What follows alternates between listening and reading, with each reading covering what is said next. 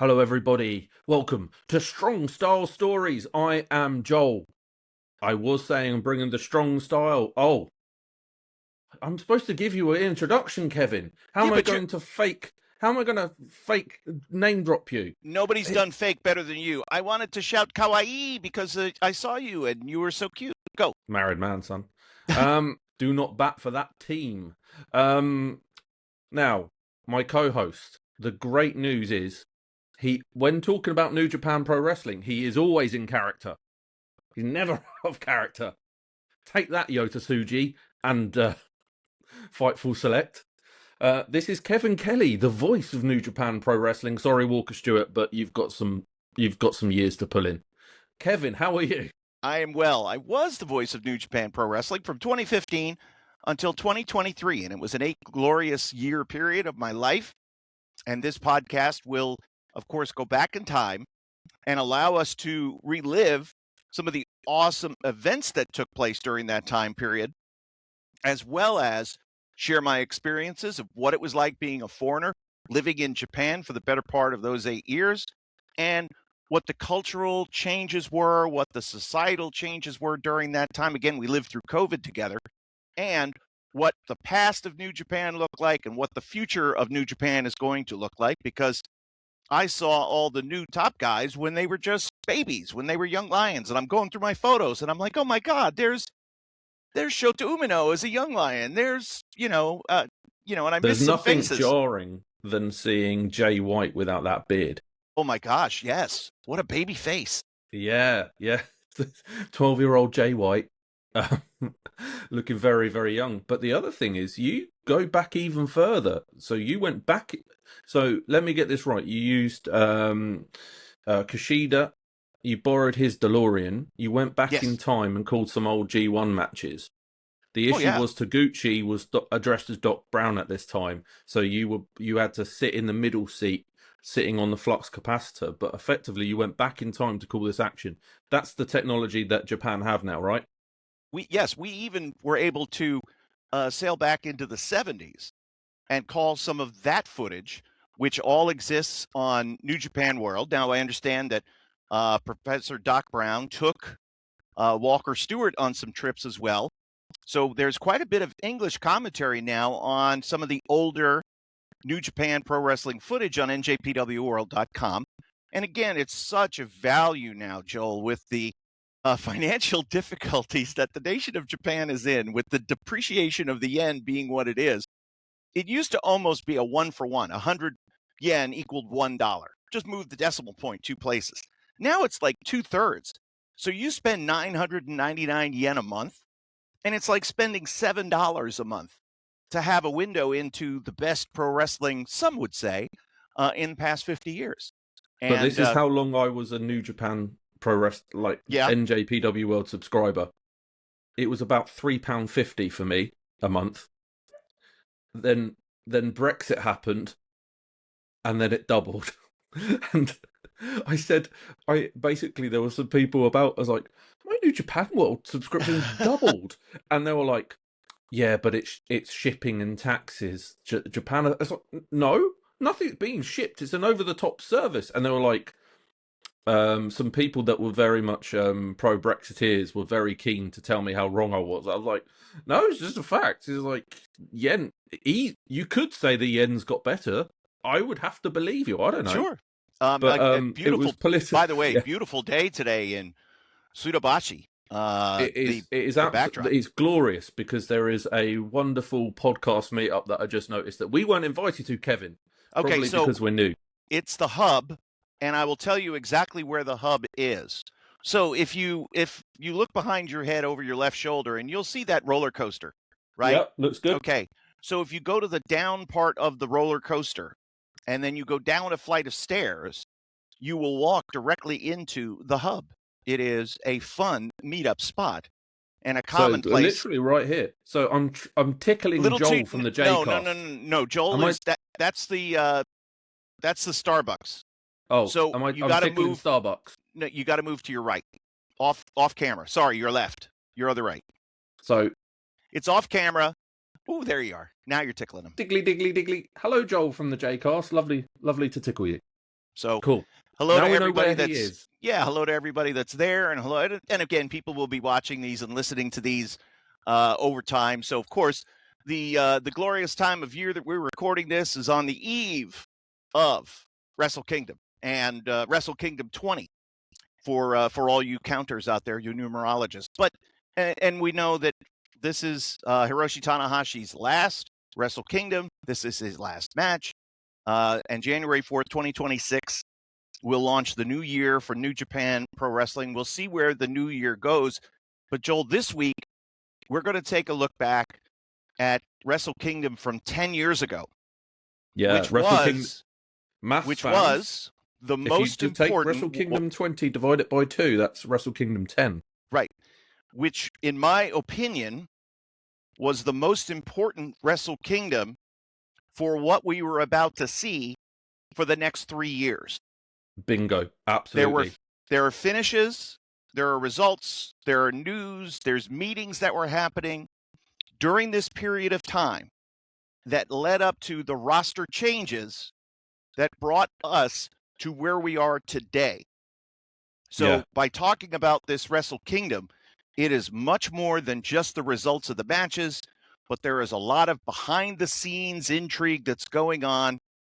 Everything worked out. It had a happy ending, but boy, oh boy, big balls on Booker Gedo, and we'll talk about it. Well, if you think about Wrestle Kingdom 9 walked so Wrestle Kingdom 10 could run. Exactly.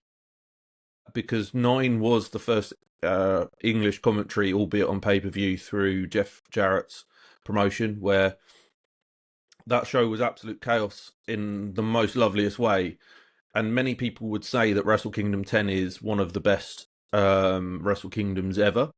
We hope that throughout this show, we will be able to maybe even go back and watch other Wrestle Kingdoms and critique it and say things that what Kevin would have said if he was commentating. So much like potential, and see whether that holds up.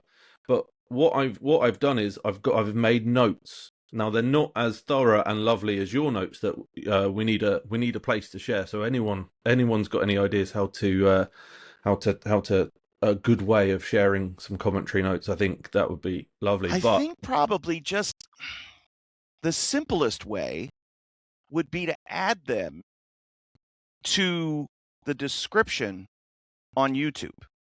So somehow, let's put them in a file, a Google Drive, a Google Doc. Well, they are Google Docs, but I don't know, do we put it in some accessible file that would allow people to be able to read along with what I've done? I'll send them to you, and if you could figure it out, great, because I have no hope of making this happen. I can figure it out. It's monetizing them, Kevin. I'm milking the teat of the Kevin. We're monetizing this gold. Yes, yes. You can tell you're from the countryside in rural Pennsylvania with your great technique. I've milked a teat or two in my day, boy. Congratulations. But yeah, I've got notes for just about every event, certainly every big show. I never deleted anything. I have actual printed copies of most, because when my bag would get too full of paper, I'd come home at the end of each tour and take the big stack of paper out and put it in a filing cabinet. So I've got files and they're not organized, but they're in one drawer. And it takes up quite a bit. Yes. Plus, I have every document saved. I never deleted one thing. But again, some shows I didn't necessarily do notes for. I would quick handwrite some things as we're in the middle of, like, say, the G1 tour, and we're keeping score. Yeah, you'd get the card as well. And I would say, okay, so-and-so wrestled so-and-so. He's got so-and-so coming up. These are his this is where he could potentially finish. He's at 6 now. He's got 3 matches left, so he could be at 12. He could be at 15. No, he could be at 12. He's going to be a factor down the stretch. We'll see how that goes. And so a lot of it was done kind of on the fly the day of. If we had to travel, and I didn't get a chance to sit down. Most times we had a day. So I have quite a bit of my G1 notes as well as every tournament, along the way, the big shows, the anniversary events, Wrestle and Kingdoms. the New Japan Cup. New Japan Cup's such a awesome concept in the fact that it's all about the brackets, Kevin. So as a sports fan, you can really appreciate that, and it's I can't wait to talk about it because a lot of our friendship came from the New Japan Cup because Kevin, it's coming home. Oh yes, it is. Or Indeed. at least it came home a little bit. And okay. And speaking of the New Japan Cup, a result in Wrestle Kingdom 10 that had Steve Corino and I looking at each other like, what? Actually played a role in the outcome of the New Japan Cup just 3 months later. So let's get into it. Let's start talking about what actually happened. Now, as we told you last week, a day in the life of person attending Wrestle Kingdom from the performer side, right? So whether you were a wrestler or you were a spouse, boyfriend, girlfriend, you came with the family, you did the whole thing. And we made that walk underneath the tunnel between the Tokyo Dome Hotel and the Tokyo Dome. And you walk into this massive structure and you just see, you feel it right away, the monstrosity of this building. It's the biggest building that New Japan works in front of all year. And most of the performers, most of the wrestlers had, other than Tokyo Dome, had not been in a bigger facility than the actual Tokyo Dome. So it is it's a big day. It's a huge, important day. And this was the 10th edition of Wrestle Kingdom, the event that always happens on January 4th.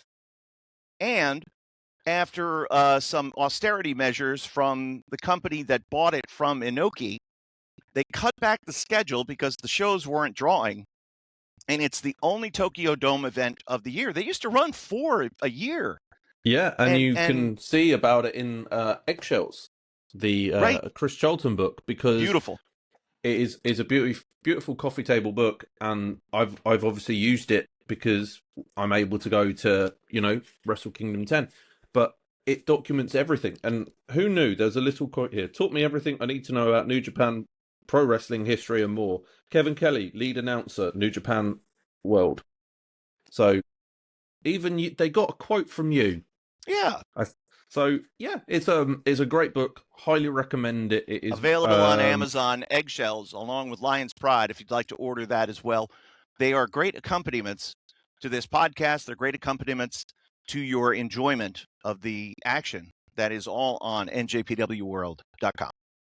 And what is great in it, it's given me the date, which you don't really need because it's always on January 4th, but it gives you the attendance. Now, Chris does go into the various issues of attendance throughout the years.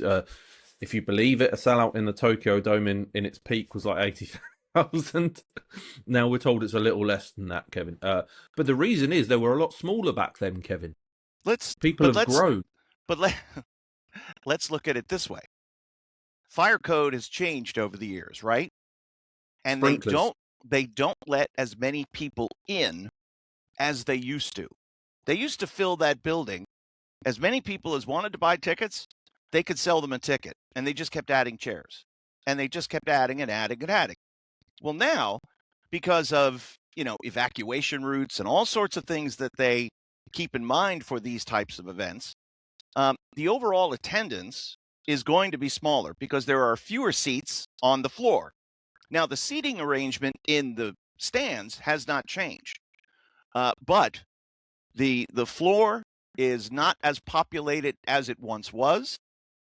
And so therefore, your maximum attendance has gone down.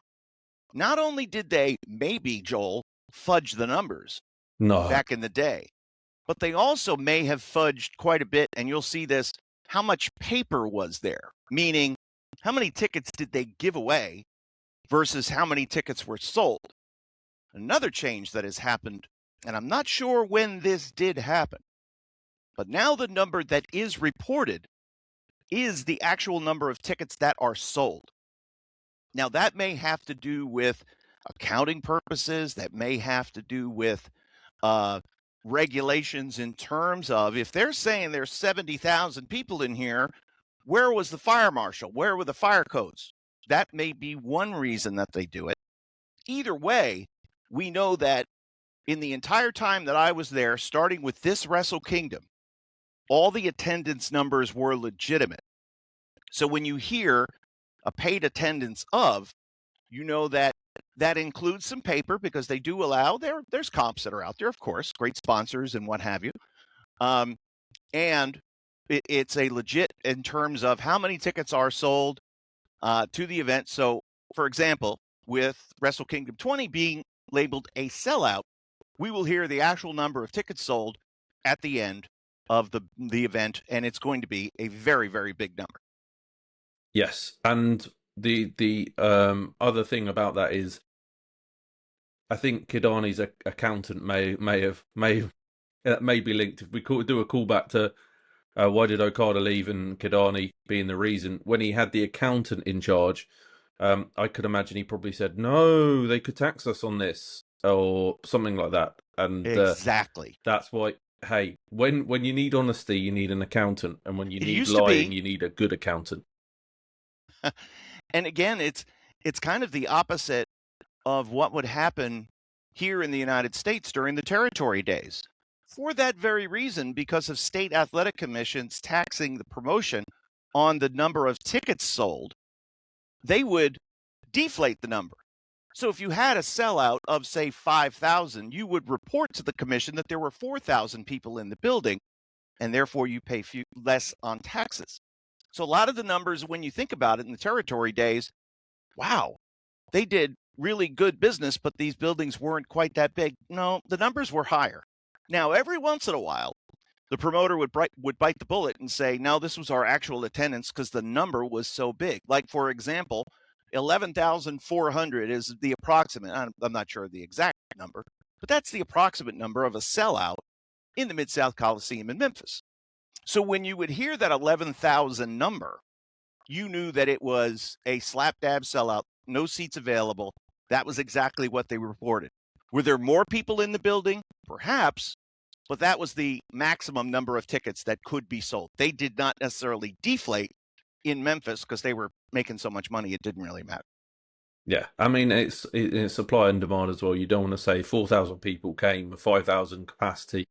People go, oh, I don't need to rush to get a ticket then. Right. But that was always space. the reported number to the commission. They didn't publicize that number. Yeah. It different. Well, now we've got WrestleTix for it, who do a great job in analysing the state of the wrestling industry, and it's depressing, but not for Wrestle Kingdom. This one, Wrestle Kingdom 20 sold out. Wrestle Kingdom 10, 25,204 in the building. Did you count them, Kevin? No, there were a bunch of them there, though. 25,204? A bunch. It was a bunch. Okay, I will adjust my notes, what Kevin, to say a bunch. What I was looking at was how the upper deck was filling in, because we knew that all the floor seats were sold. And so as from where I am sitting, I am looking at the ring, and to my right is the entrance. Okay? Yeah. So what I'm looking at, because I don't feel like wheeling my head all around and looking up there, I'm looking over there. What would be down the first base line of the stadium. How far across that would go. Now, it ends at a certain point. The seats do not wrap all the way around on that third level of the Tokyo Dome. That's a huge scoreboard. They have all sorts of signage. So the seats do come to an end, almost in line with the left field foul pole for you baseball fans out there. You could see how full across it was across the top. Now, Wrestle Kingdom 10 ended kind of here, let's say. All right, that's pretty premature. Good. It's little premature, but pretty good. We got room to move. Next year, Wrestle Kingdom 11, 36,000. Boom. It moves all the way across. And it looked a hell of a lot more full than 25 the year before. Yeah. And again, it's down. We're going to sing some Gedo love, and that's going to be that's a problem for me. But what a booker to do that and have those metrics. And let's remember, when he took over just a couple of years prior, the announced number was 8,000. But the real number, Gedo told me, was 6. And the reason that they said it was 8 was because of Muto's pride. So That's how far it had come in just a couple of years. The number was 6. They reported 8. Now here at Wrestle Kingdom 10, we're at 25. That's doing your job.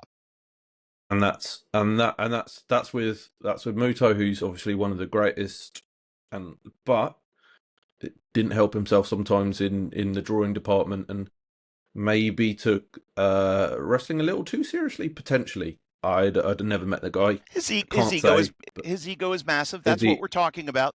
And yes, he looks at. So here's the Muto philosophy. He will look at a show that he is on top of, right? And he will say it didn't draw because of the undercard.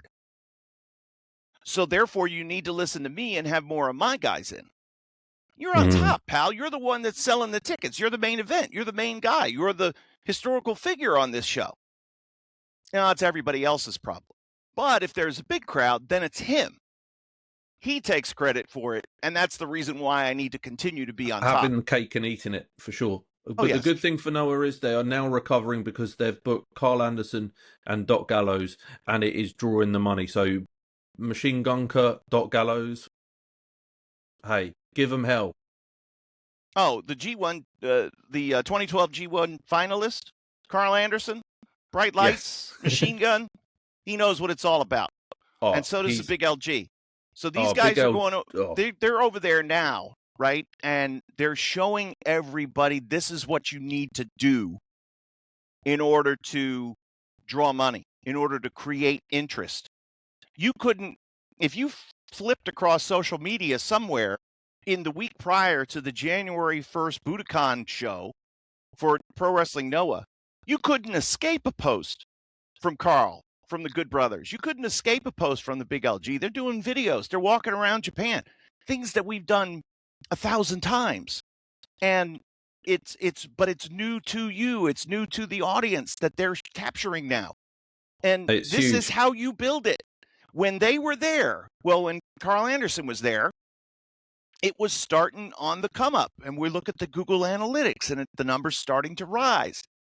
And Giant Bernard leaves, and there's a little bit of transition. And then, of course, moves in. He's got Doc Gallows now as his partner. Bullet Club, born in 2013, 2016, 2018, 2019. The numbers soared. And, and again, a lot of it, too, I don't want to take any credit for it, but the number of Google impressions grew as New Japan World is growing. So it's a great relationship. It's accessible as well. The accessibility when you're doing all of this stuff really helps, and that's the other thing that Noah have, because they've got Wrestle Universe and they have strong platform. They've got the production's great. It's not awful. That's not what we're dealing with. So it's great. Production is top notch. Everything is top notch. What they need to do is pick a lane, stay in it, and go with the direction. And if they're going to go in with foreigners, it's going to cost them some money, because travel and what have you does indeed cost money. But how committed are they to building? And again, the rising tide, as Chris Charlton was quoted in Lion's Pride, the rising tide raises many ships of Japanese wrestling. As New Japan has so much mainstream interest with Wrestle Kingdom this year, it's going to lend some more mainstream publicity to the other companies, with Pro Wrestling Noah being number 2, albeit a distant number 2, but they now can leverage some of this mainstream press that New Japan is capturing and hopefully grow their business so that we wind up with a vibrant scene with competing promotions that are really trying to one up each other, instead of one main company that controls the narrative and everybody else is fighting for scraps. And that's what's so important. And I think that's why it's quite cool that New Japan came out the ashes with all the hardship that went through, self-inflicted hardship. We're looking at I've got Cage Match ratings and Wrestling Observer newsletter ratings. Well, thank God. Now let's tell everybody where we are. So we're January 4th, 2016. Remember that the Rainmaker shock had happened in February of 2012. And over the balance of 2012, you saw Okada win the G1 Climax tournament. And after having lost, recapturing, he and Tanahashi are warring for this title, the IWGP Heavyweight Championship. And while Okada could win in other places, he had not been able to knock the ace of New Japan off of his perch as the king of the Tokyo Dome. And the year before, when it looked like Okada was going to win in the main event of Wrestle Kingdom 9, he came oh so close and was brought to tears at the disappointment of not being able to defeat Hiroshi Tanahashi. But here we are, Joel, 12 months later with a rematch at our main event. And boy, oh boy, after Okada capturing the G1, now we're looking at Tanahashi captured the G1, correct? Yeah. Okada came in as champion. Okada comes in as champion. It so felt now a little bit fresh. It did feel fresh. And that's where we are with 10 as Okada coming in as champion. He's not the guy on the chase. Rather, Tanahashi is after Tana beat Shinsuke Nakamura in the finals of the G1. And there's potentially different type of pressure of being the champion going into the Dome than being the challenger. So it's such a great story and it's so well told. Gedo is doing absolutely wonderful job. And then Gedo wins Rambo. Who? Gedo. He wins the Rambo. Jado. Why did I say Gedo? I don't know what you said. I think it's because I'm reading. Cool. I said, I knew it was Jado. I said Jado. It's because I said Gedo beforehand. There you go. That, ladies and gentlemen, is autism. So he had some pop performer with him. Yes, he did, and it was a big thing. And Captain New Japan did his best to get involved. So here's what's going on for the Rambo. We didn't know any of this. Nobody explained any of this to us. So we're left to go, oh, look at this. A very popular performer is out with Jado here, who wins the Rambo. You know, and it was kind of like, what do you win for this? That wasn't explained. What's the stakes? We knew how you could win because it's not just an over-the-top rope battle royal, but rather it's a gauntlet match where you can win over-the-top rope pinfall submission, disqualification, countout. So, and we had to have our heads on a swivel, and we didn't quite know everybody that was going to be in because they, of course, didn't tell us who was going to be in this. It's a lot of fun. Yeah. And they don't even tell you when it begins, as we found out last week. Correct. But with that in mind, this show got a 9.63 on Cage Match, and it's out of 10. So Meltzer's out of 5, Cage Match is out of 10. Cage Match is, I think, probably the better judge because it's a lot of different people judging it, whereas it's Dave Meltzer's thing.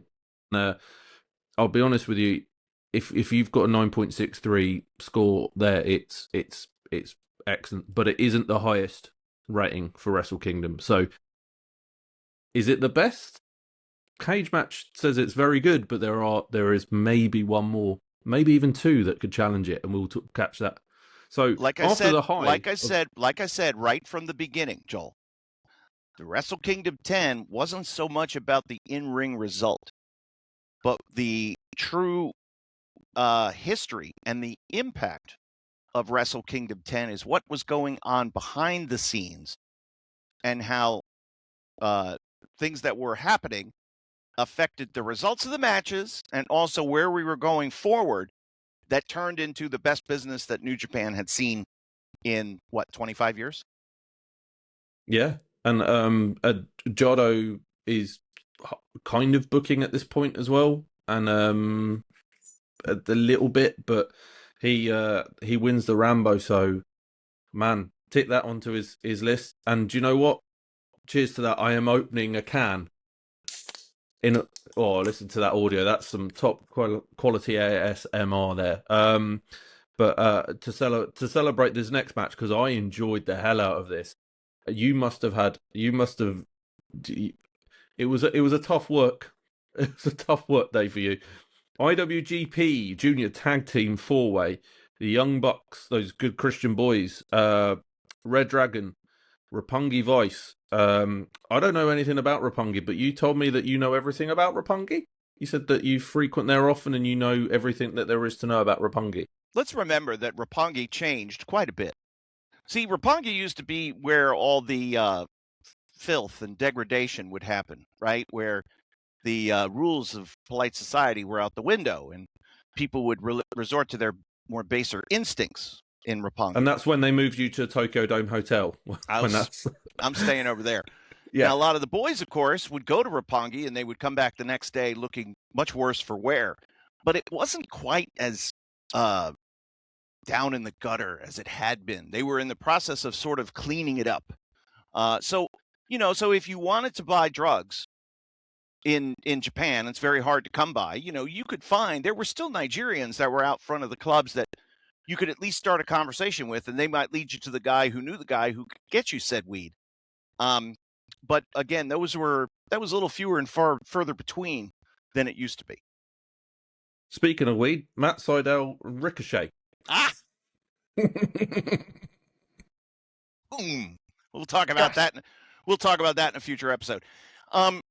So this event, right, begins technically with the Rambo, but that's like the pre-show match.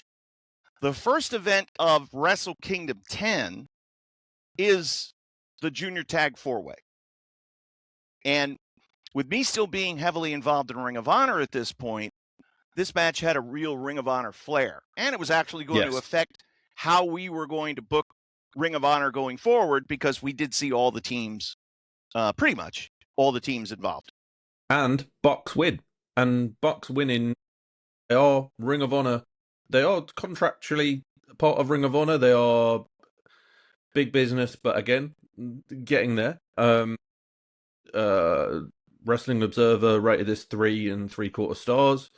Cage match 7.51. It went 16 minutes 42 seconds. You wouldn't have known it went 16 minutes, nearly 17 minutes, because it was really fast paced. By the way, it went overtime. It went overtime about 4 to. They were either given 10 or 12. I can't remember. I would suggest 12, looking at all of the times of it. Every match is around about 12 minutes. But they went way over, and they rather, instead of asking for permission, they begged for forgiveness afterward. Yeah, and I'll be honest. If you think about some of the biggest movers and shakers in the business, Rocky's very, very big in the business behind the scenes. Bucks too. Obviously, they helped a lot, bring a lot of pro wrestling, starting All Elite with All In. But then you've also got Ricochet, who at the time was. Matt Stryker was calling his action as Prince Puma on a really underrated Lucha Underground. It was really underrated, but without Lucha Underground, you don't get Penta, don't get Fenix, you probably don't get Jeff Cobb. Jeff Cobb, Matanza. They gave him a shot because he was a big guy but small, so they put him in a mask and scared people, and that works. There were so many amazing people that came out of it. And in many ways, Lucha Underground really did help elevate some of these guys and get some people looking. But Ricochet as Prince Puma, great. My question for you is, in this 4-way, did you see anyone that could move up to heavyweight, or even look to challenge for the big title, or was it just very much they're in their lane and they can stick? I think when we look at the viewpoint of New Japan Pro Wrestling and their weight classes, it has more to do with the style than it does the number on the scale. As we know, both Ricochet and Beretta, just, again, them wrestling heavyweights, it wasn't anything to sort of blink an eye at. Obviously, the Young Bucks were slotted at junior, Rocky a junior, Kushida a junior, Red Dragon were going to be juniors, and later on in the year we would see them chase the never open weight title open weight, so they could they could be juniors, but challenge for this title. And you had what's the right way to say it? Not a glass ceiling, but there was a belief. Perception? There was a belief. Yeah. Let's say it this way, that the guys who wrestled the junior heavyweight style wouldn't be good matches for the bigger heavyweights. Okay. So therefore, we want to make sure that we're letting them, the juniors, do their thing, which is be juniors and high flyers. We don't want to constrict them by having to wrestle and maybe stand toe-to-toe with heavyweights. And we certainly don't want heavyweights having to follow, chase, whatever, some junior heavyweights. At this time, there was a financial disparity between the two divisions. So it financially benefited you to be moved up to a heavyweight. The junior heavyweights, and we'll get into this now. So how you got paid in New Japan Pro Wrestling. Whether you wrestled one event or 7, you got paid per week. It didn't matter. Juniors got $2,500 a week. Heavyweights, $3,500 a week. These are for the foreigners, okay? So you go over and you have one match. If you're a heavyweight, $3,500. But the Young Bucks, $2,500. And that was where they were going to stay. Now, could they negotiate a higher rate? Well, yes, of course. We've been here for X amount of time. We feel like we deserve it. They weren't necessarily going and putting guys under contract at this time either. It was all tour to tour. So the guys would come over, all the foreigners would come over, and everybody had to sign contracts at the beginning of their, when they would arrive. Not as we're getting off the plane in Narita, but rather at the first event. So let's say the first event of a tour is at Korakuen Hall. Tiger Tori would be there and have all his paperwork, and he would have to have everybody sign that they were going to adhere to the rules. And the rules of the tour were pretty simple. You show up, you wrestle, you don't wrestle for anybody else while you're here. You get paid X at the end of the tour, and have a nice day. Pretty cut and dried. Didn't need a legal team to look at it. But you knew you were getting paid, and that was it. So whereas Beretta moved up later on, and he challenged Kenny Omega for the U.S. title, and did make that transition to heavyweight, because then later on we saw him and Chuck Taylor in the as best friends. We saw them in the World Tag League. And Chuck Taylor will feature as well, because he's one of the very few announcers that you worked with that popped you on commentary. Absolutely slayed me. So that was how guys got paid.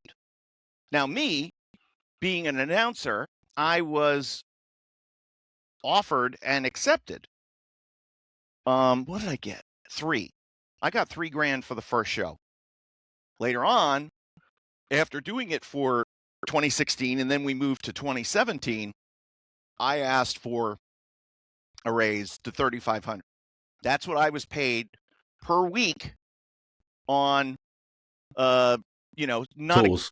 on these guarantees, but on the tours. So, for example, during a G1, I made $11,000. That's pretty good work. Now, we're working our asses off. 19 shows, 17 shows over 28 days, 19 shows over 28 days, whatever it was. But nevertheless, that's a pretty good payday at the end of it. And if you're just doing one show, you fly over, you do the show, you go home. That's not bad either. But when you're asked to do, like, say, the best of the Super Juniors, and you're a junior, you're getting less money than what your counterparts are making, and you're thinking, this isn't for me. I deserve more money. Let's give Kevin some heat. He was juniors. He was getting paid more than you. Super Junior Tour. Well, they put me in the middle. I thought that was fair. I was more of an open weight. At this point, I was a super heavyweight. I was. You were. As I've mentioned off there, you were up there. Yeah, you had you were having the Ring of Honor stress eats, which every freaking day, I was about as miserable as I could be. And I guess this probably felt like a massive relief. You're sitting down. You're in a big stadium. There is production, and you aren't stressing about the production during the day, because we never really talk Ring of Honor for good reason too much. Yeah, but from what I gather, you were basically producing whilst on air because you were spinning a lot of plates. Whereas in New Japan, yes, you were having to thread through the stories. Yes, you were having to find someone to sit with you and announce, but that was less work than what you were doing in Ring of Honor. Right. It was, first of all, it was a professional company that was run like a business, that because none of us ever trusted Greg. None of us ever I mean, we sort of trusted Joe, but we knew that he was, a stooge salesman. Greg was his stooge. Greg was a stooge. Joe was a salesman. Yeah, he was the salesman, and you always felt like, but again, we're doing well. We're drawing okay. We're putting 500, 600 in a building. But we're talking about New Japan Pro Wrestling. We're wrestling in stadiums. We're wrestling in big arenas. We're drawing crowds on par with what you would see in WWE at the time. And it's like, no, this is what a real professional wrestling company looks like. And the longer that I was in New Japan, the more I realized this was the last wrestling company on earth, that there were no other wrestling companies. WWE Sports Entertainment, that was, yes, they still had live events, but they weren't a live event company anymore. New Japan Pro Wrestling needed live events. They needed to have these big events sell. They needed to sell merch. They needed to do all this and that because they didn't have the revenue streams otherwise. Like, there was no, it's not a television contract where a network is going to pay you hundreds of thousands or millions of dollars a year. Now they get paid billions of dollars a year just to produce television. So that was how the companies changed. And there wasn't an AEW. TNA was very small. And I realized this was our last hope. I never wanted to be a WWE announcer. I wanted to work for WCW. I wanted to call Ric Flair world title matches because that was the wrestling that I grew up with. Because you're a Florida boy at heart. I'm a Florida boy at heart. So this New Japan Pro Wrestling was much more of the wrestling that I liked. And the idea of shooting angles, having results happen, turning people that made sense, things over the long term. Let's watch the houses build. That's what wrestling is. This is a draw. He is a draw. He is not a draw because we saw it. And yes, it is the king of sports. This melded everything that I love together. I had autonomy. I had no stress. I didn't have to worry about anything. There was a time later on in Ring of Honor where I was doing the travel in addition to everything else. And Adam Cole saw me after I stopped doing travel, thank God. And he said, "Hey, I'm really glad you stopped doing travel." And I was like, "Oh, was I that bad?" "No, Kevin, you looked like you were going to have a heart attack." I said, "Yeah, I was. I was miserable."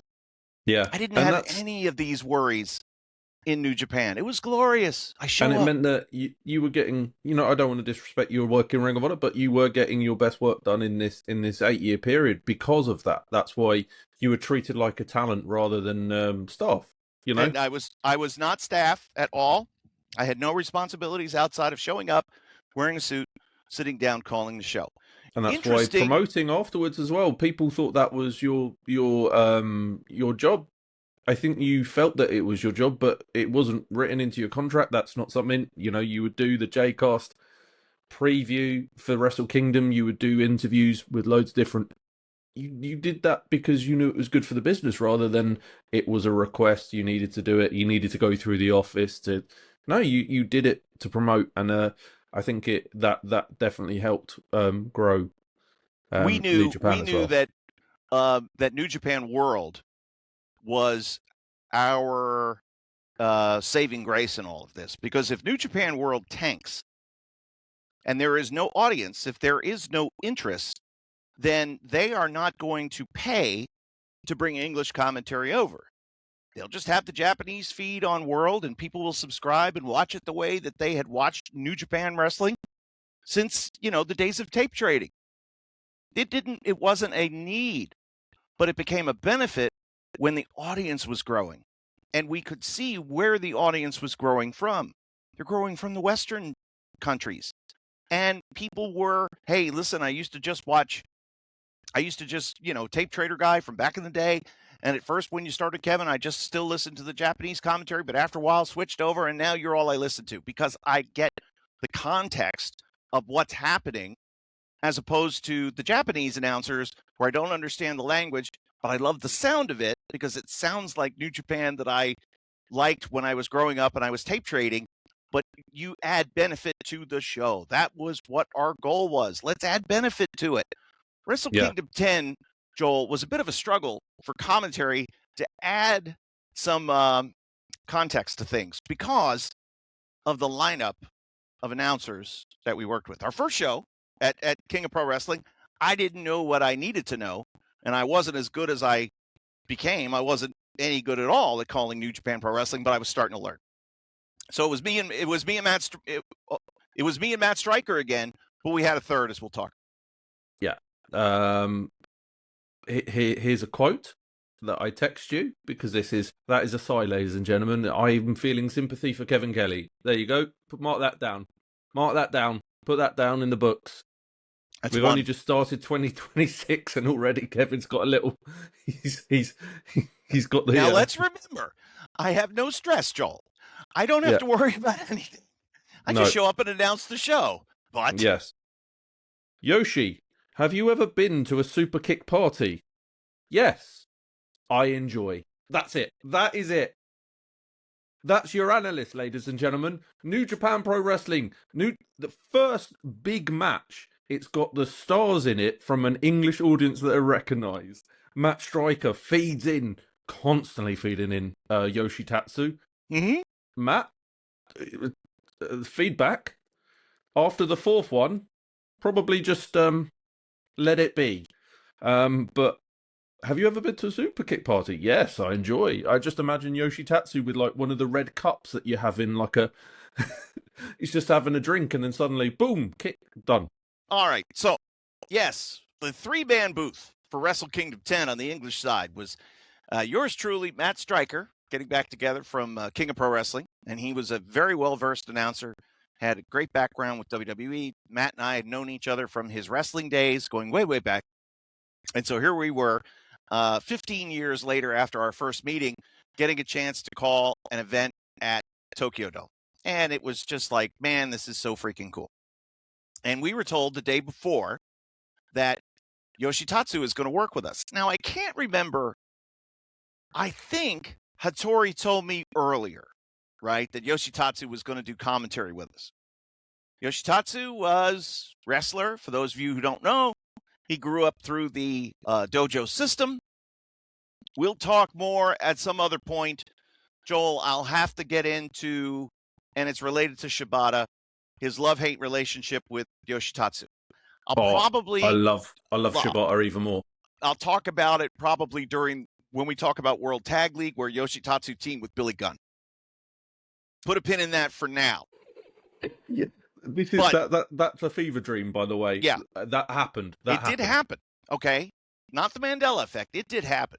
Now Yoshi Tatsu had taken the Styles Clash from AJ and tucked his chin instead of laying out and broke his neck. Okay, that had happened. So while Yoshi Tatsu is recovering, and he speaks English, which he does, he and I knew each other, talked, we knew each other, and let's have Yoshi Tatsu on commentary. Sounds good to me. He can add some context to what's going on. He could say it in English, even if it's broken English. It'll be fine. He can translate. Yeah. He can translate. He could do all these different things. What we didn't factor on was the fact that Yoshi Tatsu would be like, I don't know, Ralph Cramden in The Honeymooners, Fred Flintstone. When the light went on, he became hamina, hamina, hamina, hamina. He couldn't string a thought. He couldn't string a sentence together. He was so nervous. He completely blew the spot all day long. And after a while, now Matt Stryker is enjoying, right, because he's a sicko. He enjoys, he's getting a perverse enjoyment out of kicking this dead dog laying on the ground, which is Yoshi Tatsu.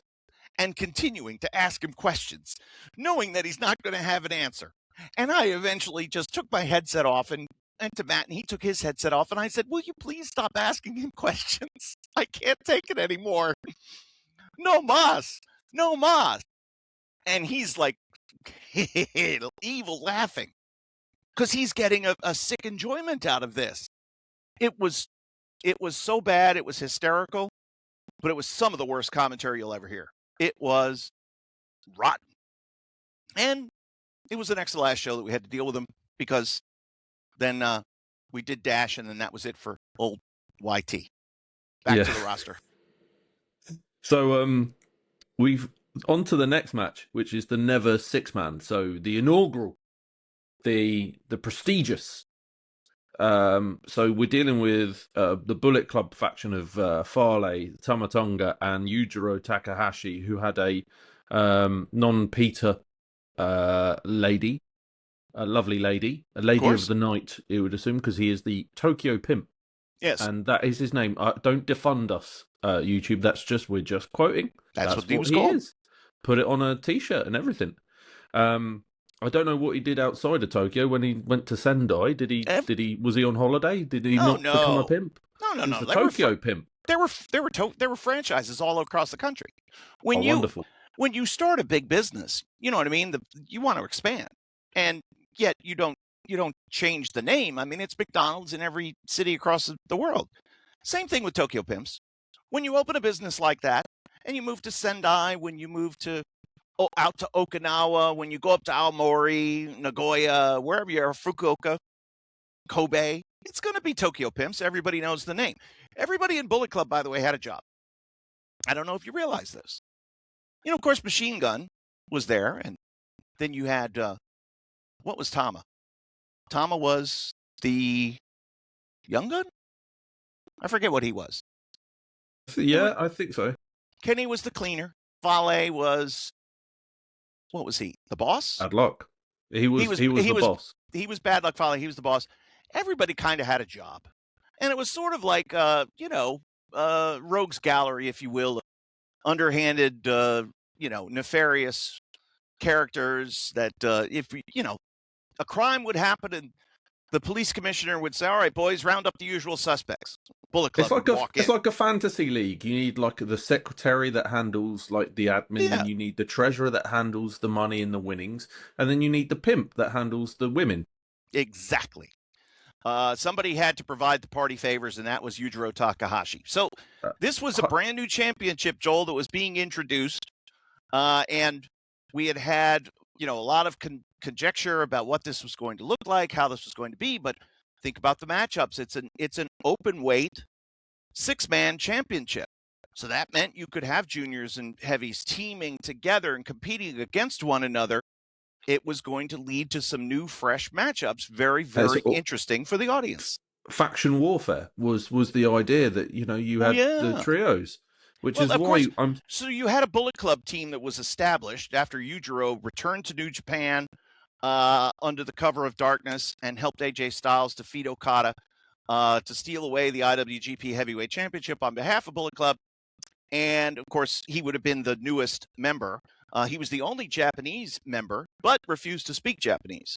Did you know that Yujiro Takahashi is more fluent in English than Yoshi Tatsu? That'll shock you. I'm shocked. What did you think of that, Yujiro? And I think he probably would actually. He would have an opinion. Yes, I like.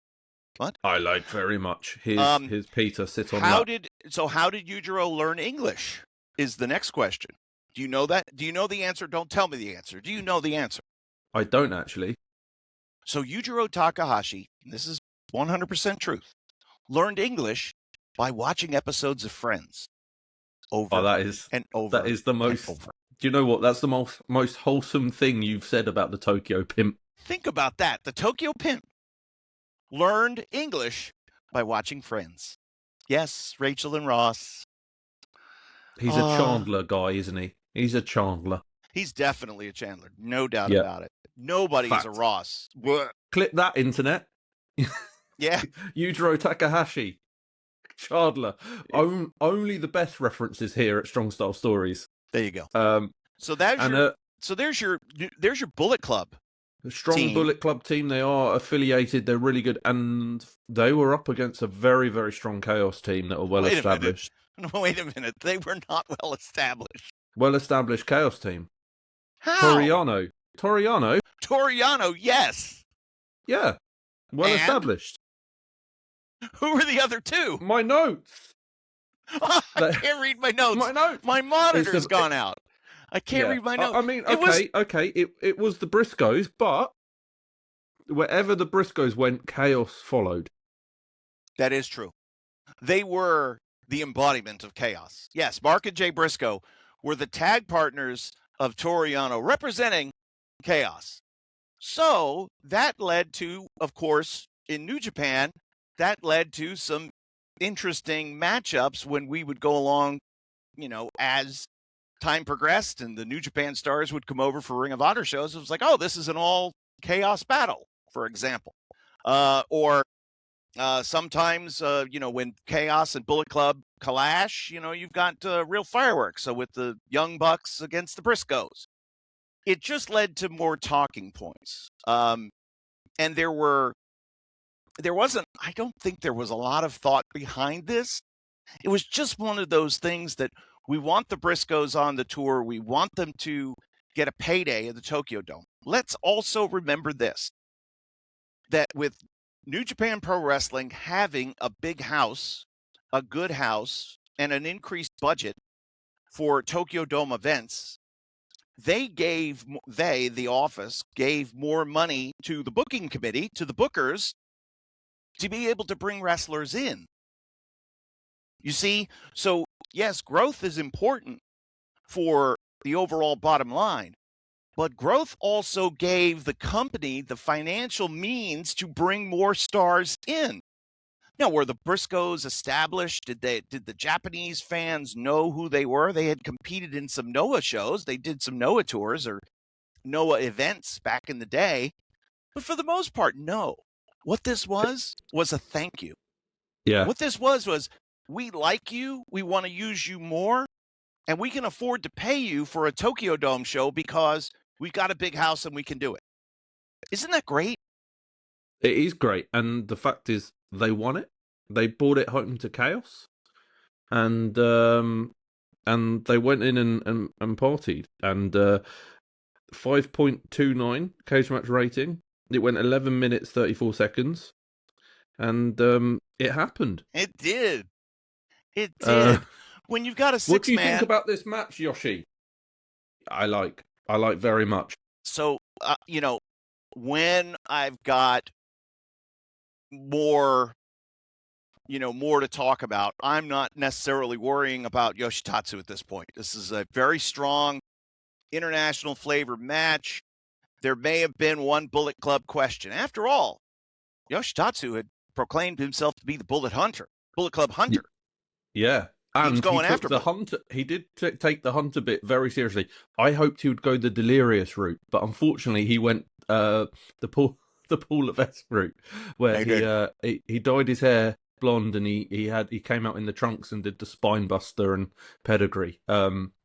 Again, fever dream, guys. I'm sure we'll get to it. This all happened, folks. It's fact.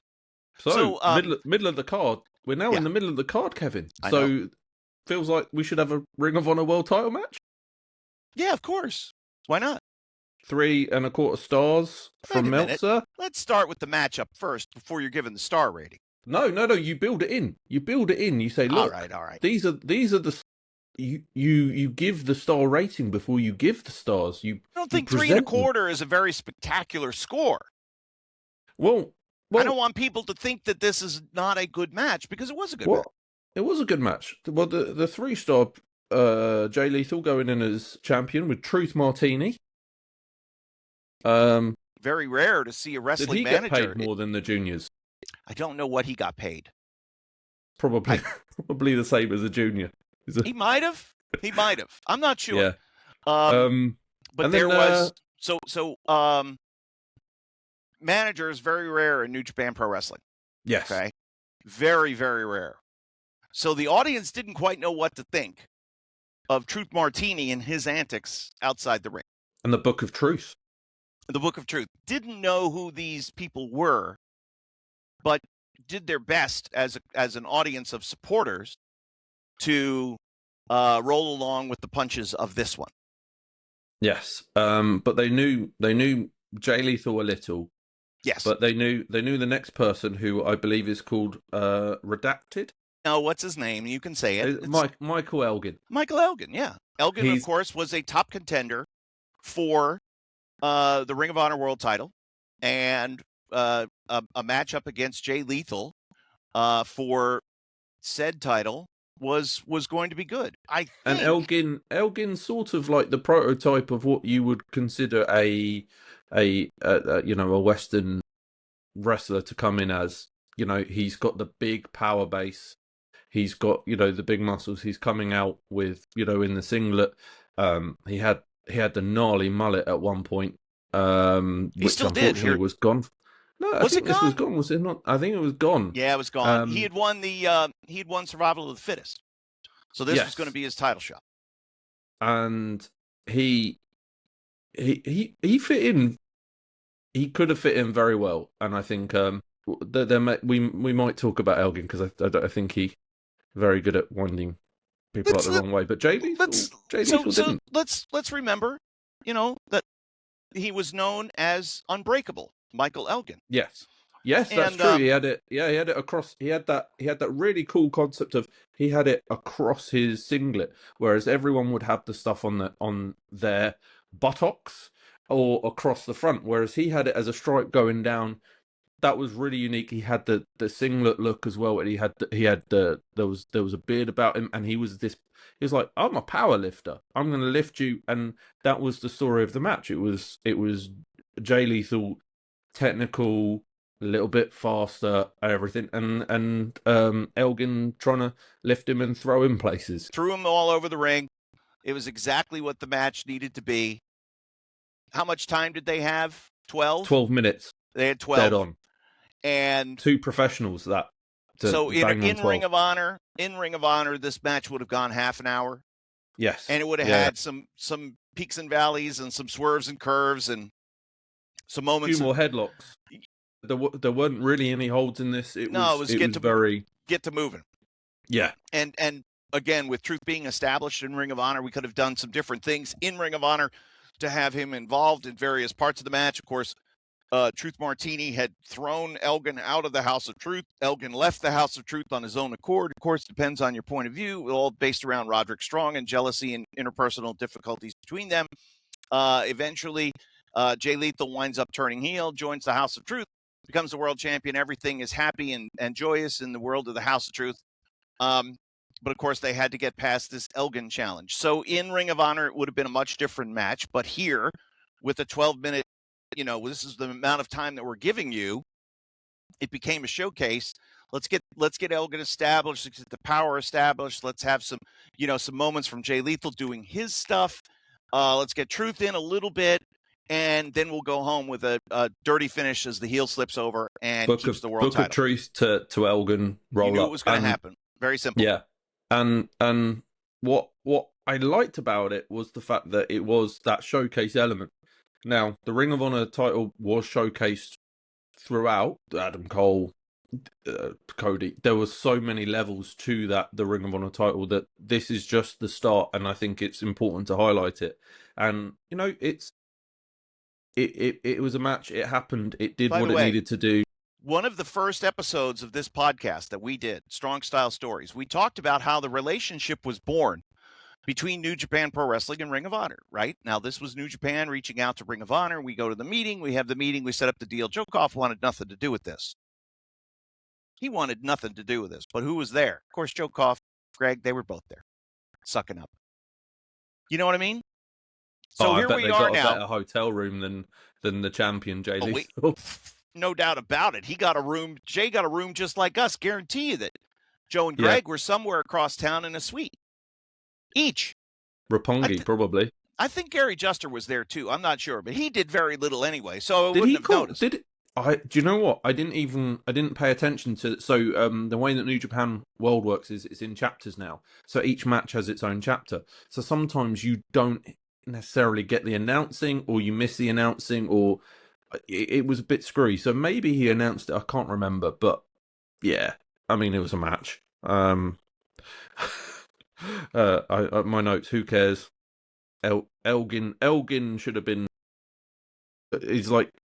He's a little bit like a Scott Norton. I think I put as a nice thing, and I think that made it really easy. I think that's why the fans were able to get into it. Do you want an Elgin Scott Norton story? Yes, please. Okay. I didn't know this would happen when I made that note. That's wonderful. So Cheeseburger, remember when Scott Norton, Cheeseburger, they all teamed up? Remember that? Cheeseburger? Was that this? Yeah, you know I love Cheeseburger as well. Okay. Wait, was Cheeseburger on this one? Did he wrestle in the Rambo? No, he came in later, but do you remember it was because at Global Wars Liger worked with him. Right. Okay, so it's a year before. Yeah, following year. So the next year, Scott Norton is going to be in the Rambo, and it's going to be a big spoiler. Deal. Yeah. And he and his wife, lovely people. We get picked up, of course, at the airport in Narita. And like I said, in our, what's it like traveling? The bus door would open and it would be like, who's coming on board next? Because different arrival times and what have you. And oh my God, it's Scott Norton. Holy moly. Hey, nice to meet you. I'm Kevin. Cheeseburger was in this. I've just consulted. Yeah. All right. So then this was the one. Scott Norton was in it as well. Cheeseburger teamed with Scott Norton the prior night. Elgin and Scott Norton are on the same bus. We're all on the same bus together. Elgin was flexing. He was, and I heard this from Scott Norton. I didn't hear this from Elgin. I heard this from Scott Norton. What's up with your boy? What do you mean, Scott? He was looking at me like, hey, you want to go? Check this out. Look how strong I am. Scott said, like I was supposed to be impressed. He's a midget. So this happened in 2017 because so I got confused because I thought Scott Norton was on this one. It was the other way around. Cheeseburger was on this, but Scott Norton and Cheeseburger were in it in 11. Wrestle Kingdom 11. So the next year. Yeah, when Michael Elgin was in it and won it. Oh my God! I just saw he defeated Billy Gunn and Bone Soldier. Close the book. It gives you the shivers when you think about what we may have to watch again. Well, just you wait. It's going to be awesome. I did watch this Rambo, by the way, and I think the fact that there's so many cool names in it, but I think the fact that he tried to flex Scott Norton, Scott Norton, I can't imagine it would go well. He's such a sweet man. Scott Norton. But he turned because I don't know if you've seen Dark Side of the Ring, where they talk about the tour to North Korea. I got to watch that. You do, because you would be supporting my shoot job, as they say, brother. But I don't work for Vice, by the way, but we've got their content where I work. So Dark Side of the Ring is absolutely amazing with getting these like sit down interviews, and Scott Norton for the entire thing. You're like, this guy is absolutely brilliant. It is so sad that he's made his career in a non-English speaking place, because he would absolutely he's just brilliant. I could imagine that really peeving that man off. So you want to talk about so people that like my pal Casey Thompson and I, we do the in-ring wrestling podcast together. Casey was a famous enhancement guy. So the whole reason for the show being titled In-Ring Wrestling Podcast, because on the WCW format sheets, it would always say who was in ring, meaning they didn't get an introduction. So Casey's name was always under in ring. And at least once he wrestled Scott Norton. And Casey didn't know. He knew of Scott Norton, but he didn't know Scott Norton. So therefore, Scott Norton had no idea who Casey Thompson was. And a lot of times in those situations, it's a get-over match, and Scott Norton is just going to do whatever he wants and beat the hell out of whoever is in ring. So he doesn't know Casey Thompson, and not only does he take care of Casey and not bully him, but he gives Casey Thompson spots. He actually works with him. And they had a great match. No surprise. And then afterward, Scott Norton thanked him. What a gracious man. So that's the way he was. Didn't he slip him something as well, like for gas money or go get yourself? No, that was Sid. Oh, Sid. Sid was the guy who took care of the enhancement guys financially. He's like, hey, this isn't much, but here's $20. Get yourself a pizza. It's more proof that I listen to all of your work. I know. Shout out to In Ring Wrestling Podcast. Big shouts. Big shouts. Love Casey. Awesome guy.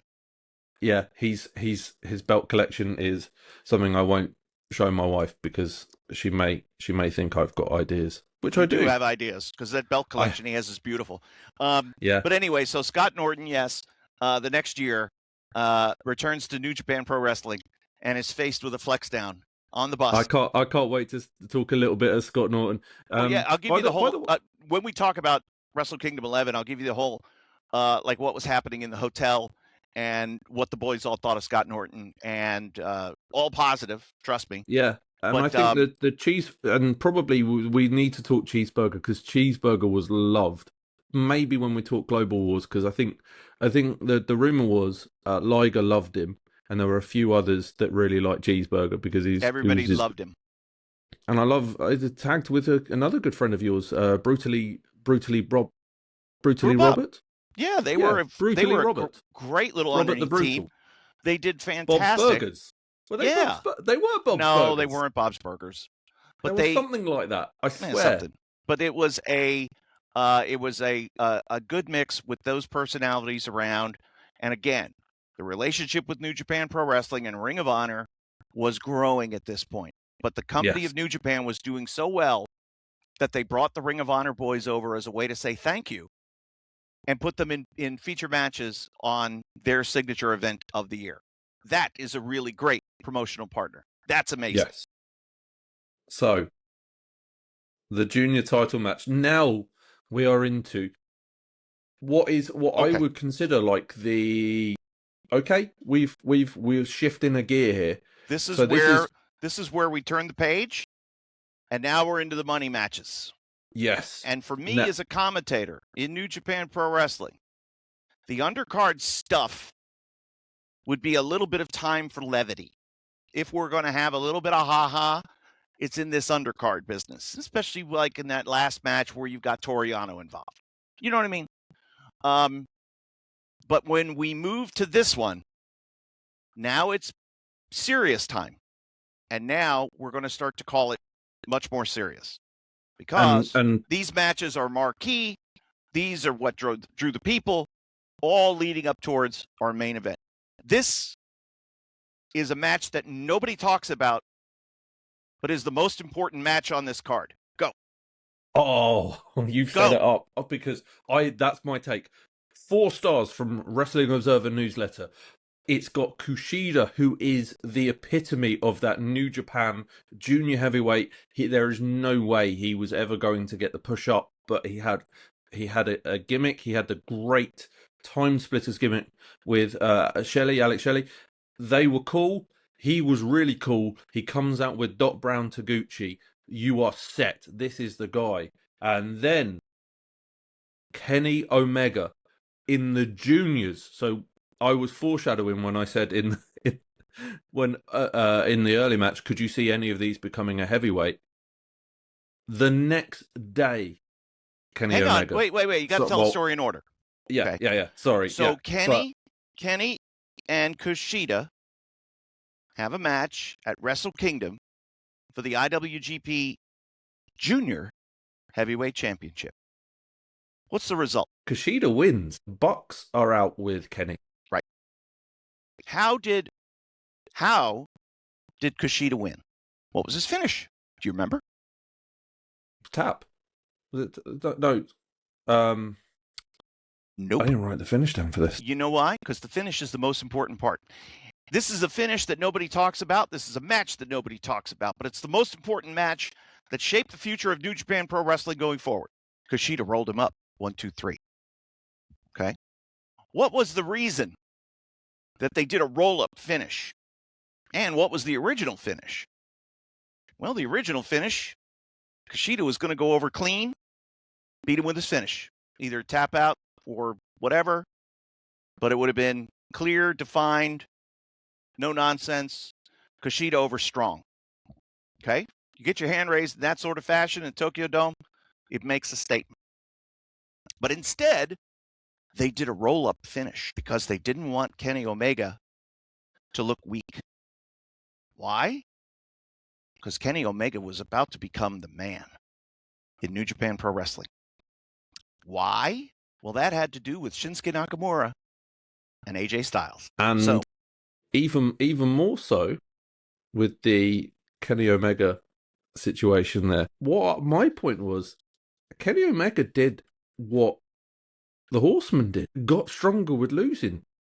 He just did something the next day that took your mind off it. I said, no, I didn't. I never lost. And that's how that's good guys and bad guys. Yes, you forget all about what happened the night before because of what was going to happen the next night.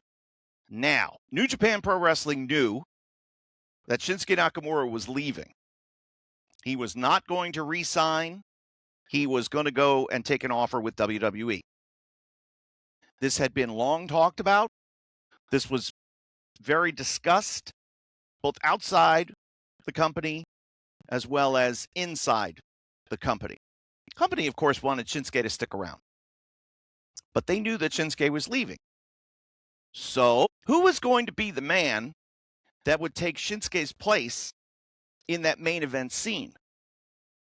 Well, that was going to be AJ Styles. But then, the night before, a couple nights before, AJ Styles tells Gedo that he's leaving as well. Now what do you do? Wait a minute. Now what do you do? You're the booker of New Japan Pro Wrestling, and you have the entire next year figured out. You have you're all the way ahead to Wrestle Kingdom 11 because Shinsuke lost the G1 final to Tanahashi the previous August. Tana faces Okada, main event Wrestle Kingdom 10. Shinsuke is leaving. AJ is going to be the guy. So Shinsuke was going to win the G1 in August of 2016.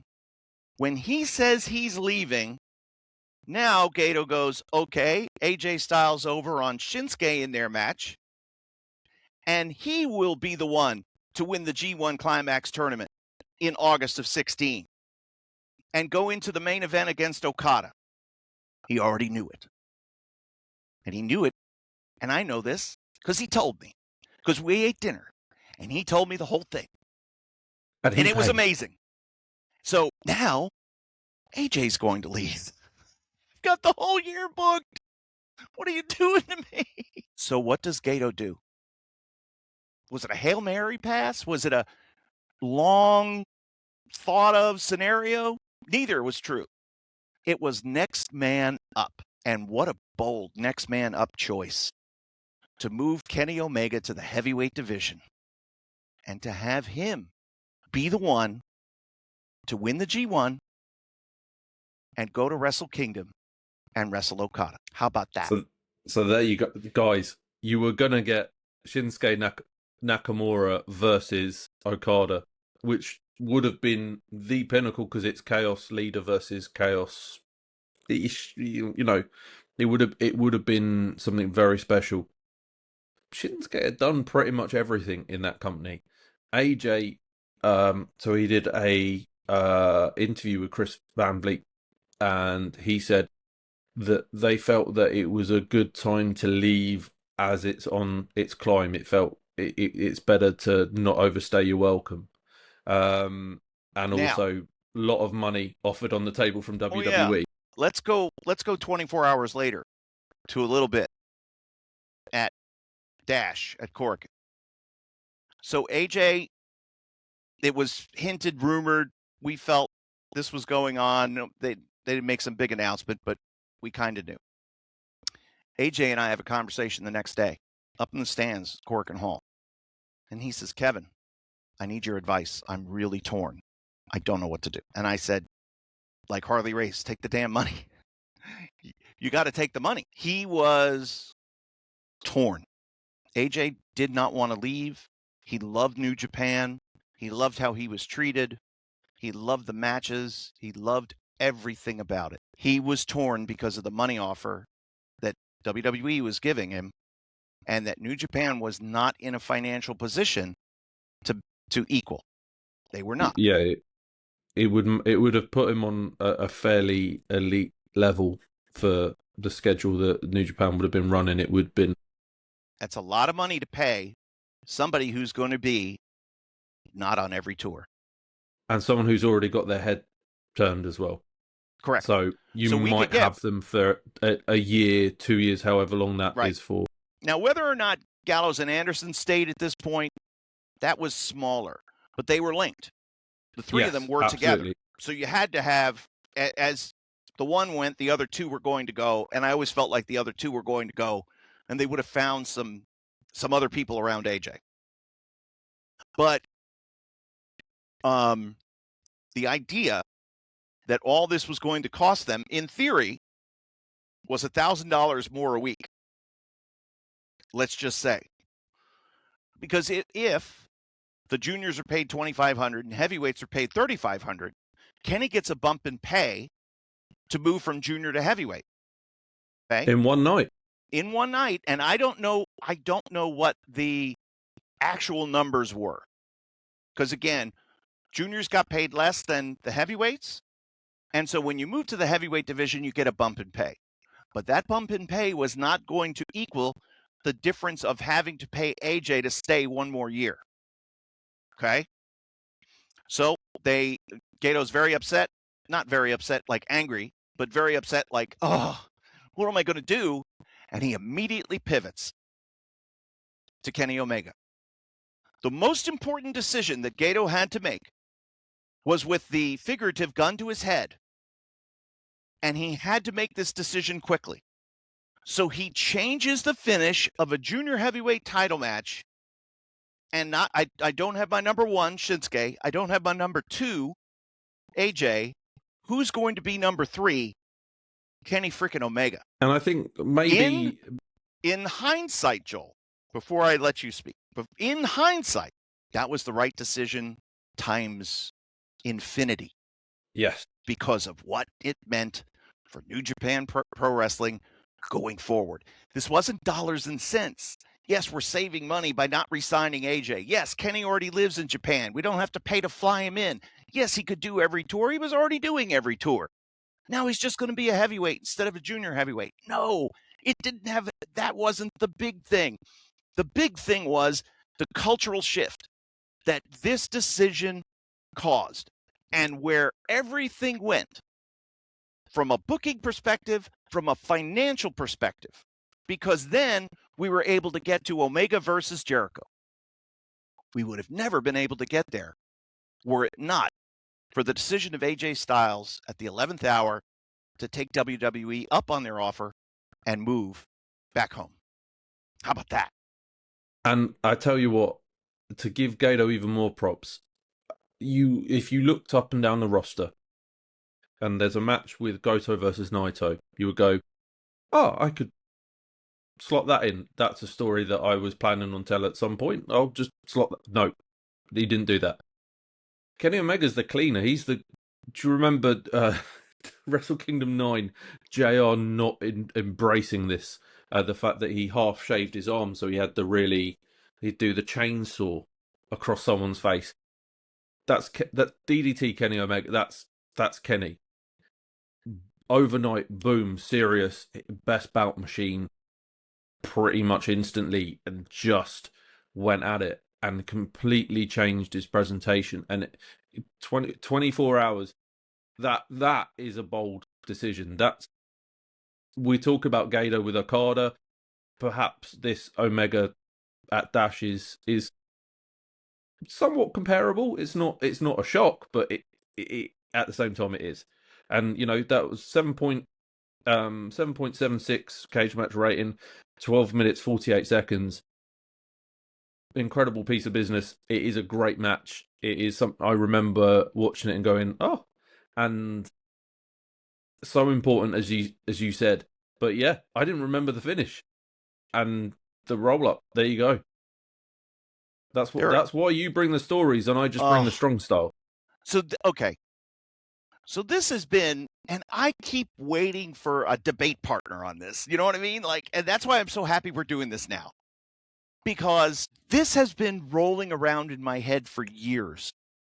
The importance of this match, this Kenny Omega Kushida match in the middle of the card of Wrestle Kingdom 10 for the junior heavyweight title, and what the result of that match meant, and how it changed the business forever of New Japan Pro Wrestling. Forever. It changed everything. It was but for one person in the match, and he didn't win. The loser of the match, the one who was down, was the one who got everything as a result. Now, let's talk more brilliance of Gedo, because I think it's the next match. Maybe. What's the next match? Is it the tag? Is it the heavyweight tag? It is the heavyweight tag. All right. So then afterward, it's Naito versus Goto. Knowing how my year is going to go, do I throw all my plans out, or do I just slot the guy in where I need him to be? And he just took Kenny and had him replace AJ, and that's it. Everything else stayed the same. A lot of other bookers, a lot of other creative people might have taken the whole year and scrapped it and started over. But he thought this through. As quickly as he had to pivot, he thought this through and said, everything else works. I just need to be here. I just need to be with Kenny at the end of the G1. And I need to be there with Goto, because Goto was so important in this year. And he was the guy on two different occasions that helped make the guy. Yeah. So just fascinating. Absolutely fascinating. Let's move ahead now to the heavyweight tag, because the heavyweight tag was also quite important, because obviously Gallows and Anderson going in as the champions, and they came in with unrecognized Bullet Babe, Amber O'Neil. Gallows knows how to get a payday. He took a page out of Jimmy Garvin's book. Get that double payday. Book the wife. Yeah, his wife at the time, and 3 3/4 star match. Who'd they lose to? Great Bash Heel, Makabe, and Honma. Right. Hey, look, it's Honma. It's Honma. This was pre broken neck Honma, and he had been the underdog who had come up through the ranks and finally got a chance. He had emerged from the deathmatch shadows from where he had started, and became part of New Japan and paid his dues and worked his way up, and finally gets a win in a G1 match. And the only two, again, the former Chaos, again, the original Chaos faction was called Great Bash Heel. Togi Makabe was the leader. Overthrow, coup d'etat, Shinsuke Nakamura, they exile Togi Makabe and form Chaos. And the only person that stuck by was the only GBH member that stayed alongside Togi Makabe was Tomoaki Honma. So Honma and Makabe were going to be a team no matter what. The result of this match is not important at all. This was the most easiest, most predictable title change that we knew about, because everybody and their brother knew that Machine Gun and Gallows were out. They were leaving. And what was so important about it was the fact that it was they helped put them over. Honma did a lot of legwork in this. Yes. Honma was missing a lot of Takeshi butts, if you could believe that, missing some. But he did absolute wonders with just moving around, because Makabe is somewhat limited at the time. Has had loads of different types of injuries, but more importantly, he's a very famous guy out there, isn't he? He's a more reality famous TV star. Sweets Makabe is more famous for his appearances on mainstream television eating various desserts than it is than he is for wrestling. So it's hell of a gimmick. Yeah, it's a mainstream star. Yeah. Who's true blue, true cerulean blue to his core, and just happens to be such a ferocious looking monster with a unique voice that he becomes, celebrity famous in Japan by eating desserts. He's appeared in he's done voiceover work, Mad Max. He's done all these different things. He's been in different movies. More famous than as a wrestler, which is saying something considering he had been one of New Japan's top guys. Former champion. Former champ. Very important. Yeah. Came out of the dojo 08, 09, 2010 on the come up. Good feud with Tanahashi. Former G1 winner, former champ. He, Shinsuke, and Tana were trading the title in circles. And that's what you got. But here we are now with new champs, Honma and Makabe, new heavyweight tag team champs, and we say goodbye to Gallows and Anderson. As far as Wrestle Kingdom, they would stick around until the February tour. 12 minutes, 49 seconds, 6.56 on the cage match rating. Pretty cool. Does what it needs to do. That I think that's what a lot of the tag titles are. I'm looking forward to talking to you about future IWGP tag titles with you and Carino calling it with GBH and a Bullet Club team. The next year? Yeah, maybe the most famous match. It's one of my favourite moments I've ever heard. It's the only moment in all of broadcast and professional wrestling history that made Steve Carino relatable and likable. So yeah, no, he come across well, Kevin. He laughed at a very funny thing. You have an axe to grind against poor Steve. Poor Steve. He's fine. He's in Florida. I'm cold. North Carolina. How dare you? He lives in Emerald Isle, North Carolina. Well, I didn't. He hasn't given me his address. We're not sending each other postcards yet. No, I'm sure that will change. He loves me eventually. Goto versus Naito.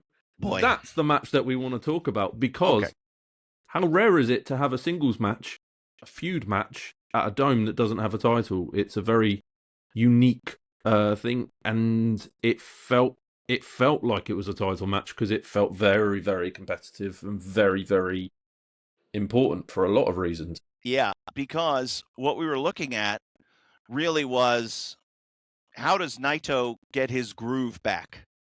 How does Goto get his groove back? Both needed a win. Both needed a win on paper. Oh my God, they needed a win, and none of us gave Goto a prayer. We all said, this is Naito. He's going to win. Here we go. We, the smart people, we thought that Naito was going to be the guy. That Naito was going to be the guy to sort of take Shinsuke's spot, if you will. And what they did is they expanded spots. Okay? They widened. Oh, and this is just brilliance, booking brilliance. If I only have two guys in our main event scene, then I can only have matches between them, and how many can I see before it gets old? Well, I need a third guy. Okay, well, then the same thing. I need a fourth. I need a fifth. And what that says is, on any given night, at any given title match, the title could change hands. Yeah. But it needs to be logical. And we can't be beating the guy that's going to become the future champion. Gedo was able to switch the finish because he had to get the junior title off of Kenny. He had to get it onto Kushida, and he had to get Kenny out of the junior heavyweight division. But with no title at stake, Naito's going over, right? Wrong. Brilliant. And he came out with Bushi, and he came out with a returning Watanabe Evil. He had come out at he had unmasked and returned from excursion as Evil back at King of Pro Wrestling in October. And so, he had been given it everything that he had lasers given. If you want to get a guy over, I know Cornette said you got to come out of a box, but I think the modern version of that is laser hands. Coming out with the steel mask. The steel mask, and he didn't come out with the scythe. Ibushi came out with the scythe, but eventually, that was synonymous with evil. I think my favorite ever quote was a podcast between W.H. Park and Chris Charlton, where they said, "How can you make evil a baby face?" Which it's very hard when you're calling someone evil. That you're throwing it, but also the fact that the presentation and it elevated Naito, and I throw out the fact that we're giving Naito this elevated, stable, this let them work it out, but at the moment we need Goto, and I think that may have edged it for Goto to win this, and the shock factor, and and people love Goto, incredible hair, as luscious locks, beautiful. As we know, the waterfall. Yes, the waterfall that does it. As we know, Hiroki Goto was the woebegone guy, perpetually on the chase, but never was going to get there.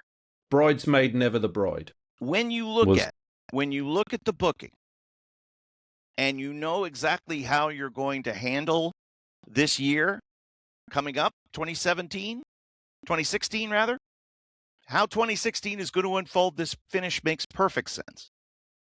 Because by Goto G1 winning, now this takes some of the pressure off of Naito. Because if Naito wins, then he's the logical choice to go after the champion for the New Beginning Tour. Correct? Yeah. But that wasn't the case. What we had talked about during this match was this was a de facto #1 contenders match. And that logically you might see the winner of this one being the next challenger for whoever emerges from the heavyweight championship main event. So it was not a surprise, albeit it was a surprise, that Goto was the guy who went after Okada. Because again, chaos. We didn't see that often. And especially with the way, well, no, he wasn't chaos yet. He was still Hontai. He hadn't chaosed up, correct? That was later on. Yeah. It's later where, on.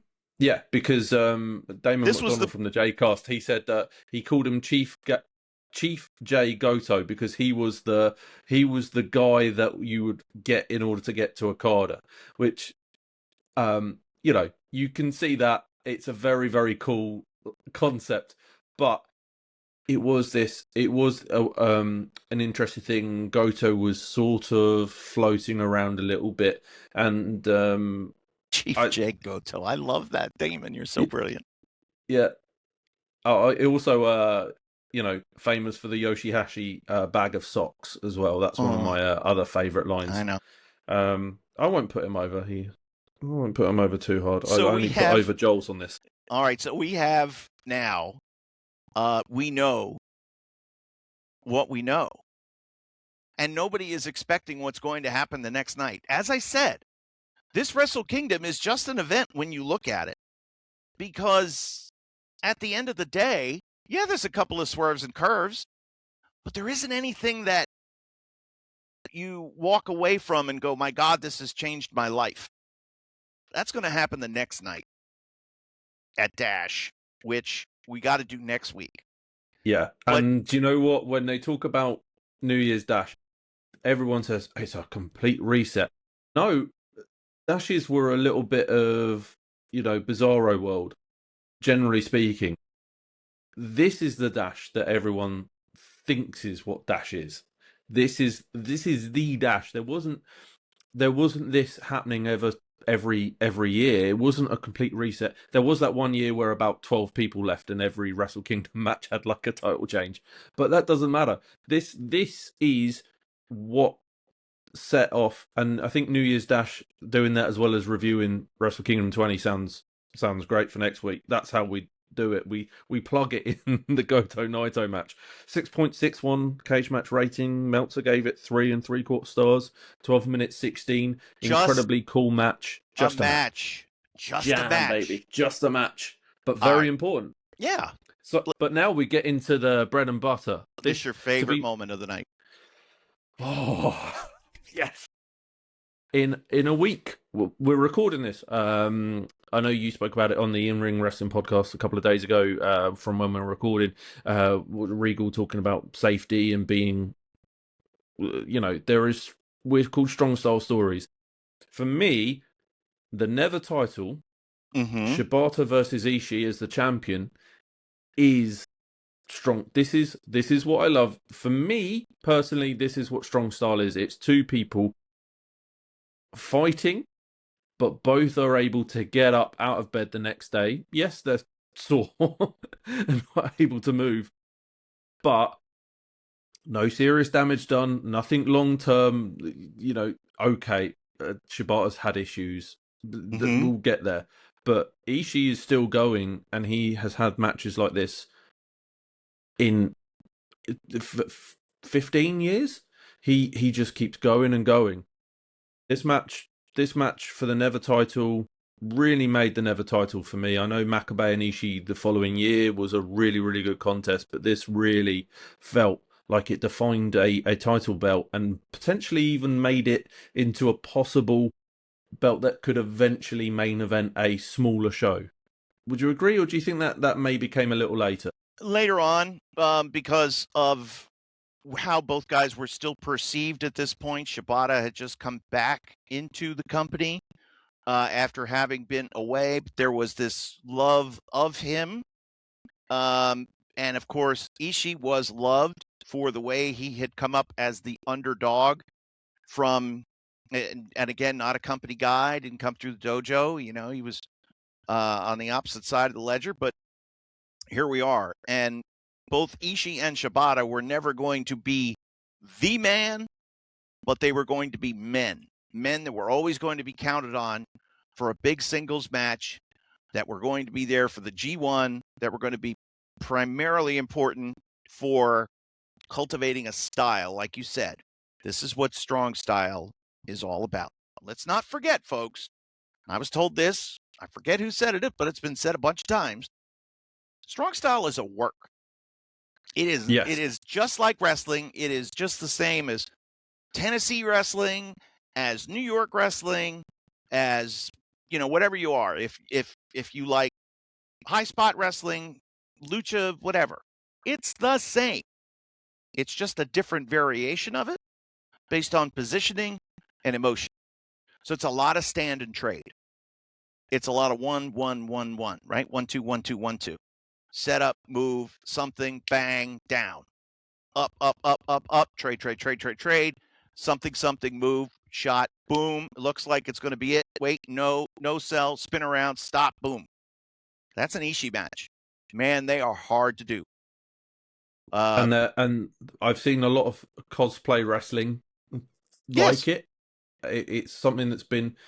and unfortunately, I think Suzuki said that people think Strong Style is hitting really hard, and he's had to fight for his life and teach people how to do it. And yes, but I think that just goes to show just how good these guys are working, because everything felt real. No one slapping their legs on this one. It was you think that was hard? Ha ha ha! That was nothing. I'm going to kick you harder, and it's that trading back and forth that basically. Well, I imagine it gives you a fairly the rhythm of the match. Somewhat gives you these pauses and these things to go after, and really creates this buzz and hype in how you guys were calling it. As it builds, it's a lot of laying out, because we're listening. Listen to this. It's coming. Because the guys are sitting there. Come on, hit me. Kick me in the back. Bang, makes a big loud sound. And of course, the Tokyo Dome, it echoes. Woo, woo, woo, woo, woo. Yes, and everyone goes, whoa, whoa, whoa, whoa. You know what I mean? So the sound is really something to play with. More so, this will shock you, Joel. More so than Yoshi Tatsu. The sound was our third man in the booth. Yeah. And there was a kick out at one by Shibata, and it just resonated through. I set on my projector to rewatch it. I've watched a lot of these matches 3 or 4 times. I busted out the projector. I put it up in my cold kitchen. I watched it. I loved it. I would share it, but we would get taken down. Yeah, we would get DMCA. That'd be it. But know that it happened. Just maybe I'll send you the picture World. privately. Folks, go watch it on World. If you've got a projector, do it. But yeah, it was incredible. And my buddy Corey Hollis has a 100-inch TV. It's so big it wouldn't fit in the living room. He has to remodel his garage in order to be able to utilize this 100-inch TV. Can you imagine what New Japan Pro Wrestling would look like on a 100-inch, all tricked out with the sound, with the lights, with everything? It's like a theater. It's just like your projector setup. It's that theater feel. It's that big feel. It's the immersion that you want. Yeah. That the style speaks to. There's no chance. It's different, of course, because you'll see the big spot in America and you hear the chanting of the crowd. The sound in Japan is different because it's whoa and then applause. So you hear that and it's a whoa and then it sounds like shh. So it's different. And when it really gets going, it's whoa, dum dum dum, because they're stomping their feet. And railings as well. They'll I think some of the front row were doing a little bit on the railings at some point in this. Hard to tell because the production was just not at the Dome, because the people are set back from the railings because of the light trees that are up in the four corners and all the cabling that goes around. So there is more distance between the people and the railing. Potentially, I'm thinking of. So I've obviously been on a little bit of a Tanahashi binge. So it might Tanahashi one. Blame New Japan World for its great content. Not a sponsor, but I just to say how important Shibata won this. So this is like the redemption tour of Shibata that I would call it. So he goes New Beginnings. Ishii wins. Kojima on Road to Invasion Attack. Then he loses it to Tenzon at Invasion Attack. No, he beats Tenzon at Invasion Attack, but loses it to Nagata at Dontaku. He started going after the dads. The dads sort of went after him. It was very much a bit of a back and forth at the time. It was because Shibata was condescending. Some would say insulting. Others would say to the ground of New Japan Pro Wrestling, the foundation. And he didn't necessarily respect the elder statesmen because they were just living off of their name and reputation. And he wanted to see them come forward and step up. Or you could just ride off into retirement and lazy work your way through these meaningless matches, or you can fight somebody that wants to fight you. So sort of calling them out. You know what I mean? Yeah, but it was a little bit of they were the ones that didn't necessarily want him back. They were uncomfortable with it. From the flip side. Yeah. And if we're telling, because the dads would say, third generation guys would say, well, if we're telling the truth, we don't respect Shibata because he quit. And he left. He quit on us when we needed him. After everything that we gave to them, to him, to help train him, to get him right, to teach him the right way, to show him, to give him our bodies, he goes and leaves. And now he comes back riding in on some white horse because Kadani signs him. They didn't say that part. But we don't necessarily like this guy, much like they would treat an outsider. Shibata felt like he was the insider, but he didn't care. I'm the insider, I'm the outsider, I'm whatever you want to be, I'm the wrestler. He wasn't into the labels, right? But he wanted to fight the best because it made him better. And he wanted, at the same time, he wanted to bring the fight out of a Kojima, out of a Tenzon and Nagata. And the war that ensued over that belt really heated things up and made it really, really interesting because you felt like a real fight was going to break out any second. And the big business was he dropped it in Nagata and then won it back at Dominion. That's just really smart booking, really smart, telling stories, and it set him up, and it made his matches in the G1 feel a little bit more possible. Correct. You were going to see potentially, you're going to see Yuji Nagata and Katsuyori Shibata in the G1, and it's going to mean something. Probably might main event like a Kumamoto, a B town, but that's okay. Because in a town like that, it's going to mean something. Okayama, you could get a Shibata Nagata main event, and it's going to mean something. Wherever the G1 was going to go, that's not your Tokyo Dome. It's not your, or rather, it's not a Korakuen Hall main event, but you could do it there. There's a bunch of different places where you could do it, but it wouldn't be like your Osaka main event. Yeah, I mean, it's 17 minutes, 19 seconds. It felt like 12 minutes. It felt so fast. But again, you add an extra couple of minutes for these guys. It's strong style. They sold for each other. Well, you give more time. You give more time to the title matches at the top of the card. You notice where it was matches that didn't have much in the way of the result of this match is going to be, hurrah, 12 minutes. It's the Dome. Yeah. And this one, 17. It meant something. 9.29 on Cage Match, and 9.29 is the Shibata 2016 average on Cage Match. Woof. So that's what he got for the year.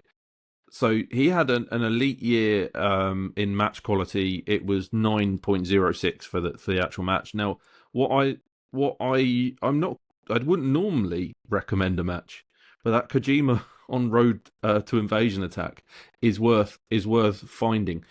I wouldn't necessarily say, hey, you need to see a Road to Invasion match. Not necessarily in my vocabulary, but I would suggest that because that match stood out to me more than the Tenzon match. And the Nagata one obviously stood out, but that Kojima match was pretty damn cool. But speaking of damn cool, we've got two of the coolest people in New Japan that have handed in their notice. It's the IWGP IC title match. Wrestling Observer gave it 4 3/4 stars, 9.41 cage match rating, went 24 minutes 18 seconds. Nakamura versus AJ Styles. Kevin, we've touched on it quite a bit. How did you feel about calling this match? Because it was busy. To me, when I know guys are leaving, and we knew Shinsuke was leaving, it takes a little something away for me from being able to call the match, because why am I going to invest heavily in their future? It more becomes a look back. And I didn't feel like doing that because we don't know that yet. But I'm also not going to invest a lot of time in saying, now after this win, what does this mean? Who's going to be next for Shinsuke Nakamura? Where are the challengers going to come from?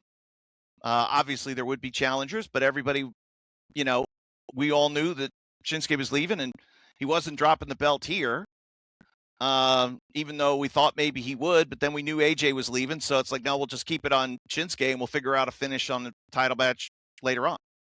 So, and it made sense to keep it on Shinsuke and have him sort of tie down a bit. He was already living in Japan. AJ would be leaving, and you would have to get another date on him before he signed. And it was the big thing with the Rumble. I remember that January was very expensive for me because it was like the last time you're going to see AJ wrestle. I saw him in Rev Pro. I can't remember who he wrestled, but he did cut a promo saying, I may not be in the Royal Rumble, but if I am, I'm going to kick everyone's ass, was his promo. And you're like, okay. Did he say ass? The Rumble. He said ass. Wow. Very rare. You knew he was right. Your call brought out the worst in people, Kevin, as you know, being there. There's no tea, and it brings the worst out of people. Son of a bitch, there's no tea, and a massive queue for whatever beverage you do actually want. Right. Quilden. Damn you, Quilden. Look, but I am wearing the Quilden swag. This is available, so. There you go. Anyway. Main event. Well, no, I just wanted to say that this has got one of my favourite Yoshihashi talking points. Oh, because this Yoshi Tatsu. Yoshi Tatsu talking point. Yoshihashi would have been much better at this point than Yoshi Tatsu. Again, it was AJ. AJ Styles, who was in this match, was the one who broke, complete accident, broke Yoshi Tatsu's neck. Yes, there's bitterness, you would assume, for Yoshi Tatsu. What did he say? I remember this. My point of view is different. Cool. Hell of a promo. That was a Matt Striker feeding him a line. My point of view is different. Cool. Getting splinters, as well as having a bad neck, he got splinters from the fence he was sitting on. This will be the last time I get to really talk about this lady, the Shinsuke lady. How annoying! Shinsuke. The dome behind me, yeah, it's still reverberating in there. I know. Shinsuke! And I'm listening to on the projector. My wife walks in and she goes, "Who's yelling cheesecake?" I was like, I wouldn't mind some cheesecake if you're making. If there's a slice, yeah, sure, bring it on. Good times, but no, Shinsuke. And it reminded me of when your good friend Shawn Michaels yelled at a lady in the front row of a 95 Raw against Owen Hart, "Just shut up." How does that remind you of that? I mean, because I wanted Shawn Michaels just to come out of nowhere and yell at her, "Shut up." Oh, okay. I was bringing out my inner Shawn Michaels. I was like, "Shawn, get up, get on that ring apron and yell at that woman." And you couldn't tell where she was because it was reverberating everywhere. Shinsuke! I couldn't actually have pointed out where she was. And there were female voice yellers from time to time who would, but it was almost like they were hiding and then they would yell because we couldn't see, there wasn't a woman standing up yelling. You know what I mean? That wasn't the Japanese way. But for them to enunciate like that, project like that, wow. And what a hell of a set of pipes. A set of pipes. And I tell you what, TV Asahi and the production, they got a lot of very attractive women with pipes. They were horny cameramen, as we covered in the Maria Kanellis. When Maria Kanellis jumped up on the apron, it was art. When she was making her entrance down the aisle, and the camera would be positioned on her butt. There was butt cam 24/7 on that. It's art. It's cinema. And it wasn't just Maria. They did the same was held for Peter, Muffin Ass. Well, yes, she's interpretive dance. Interpretive dance. And no, it wasn't the stripper poles this one for Nakamura. It was the one Wrestle Kingdom 9. But they were there. They were very involved. That was the big entrance. I want to give everybody some perspective on one of the biggest differences between the way American wrestling is produced and the way Japanese wrestling is produced. And for those of you that are in the industry, you'll understand the vernacular. For those of you that are not, I'll explain it. It's the difference between cut and dissolve. Okay? In America, everything is cut.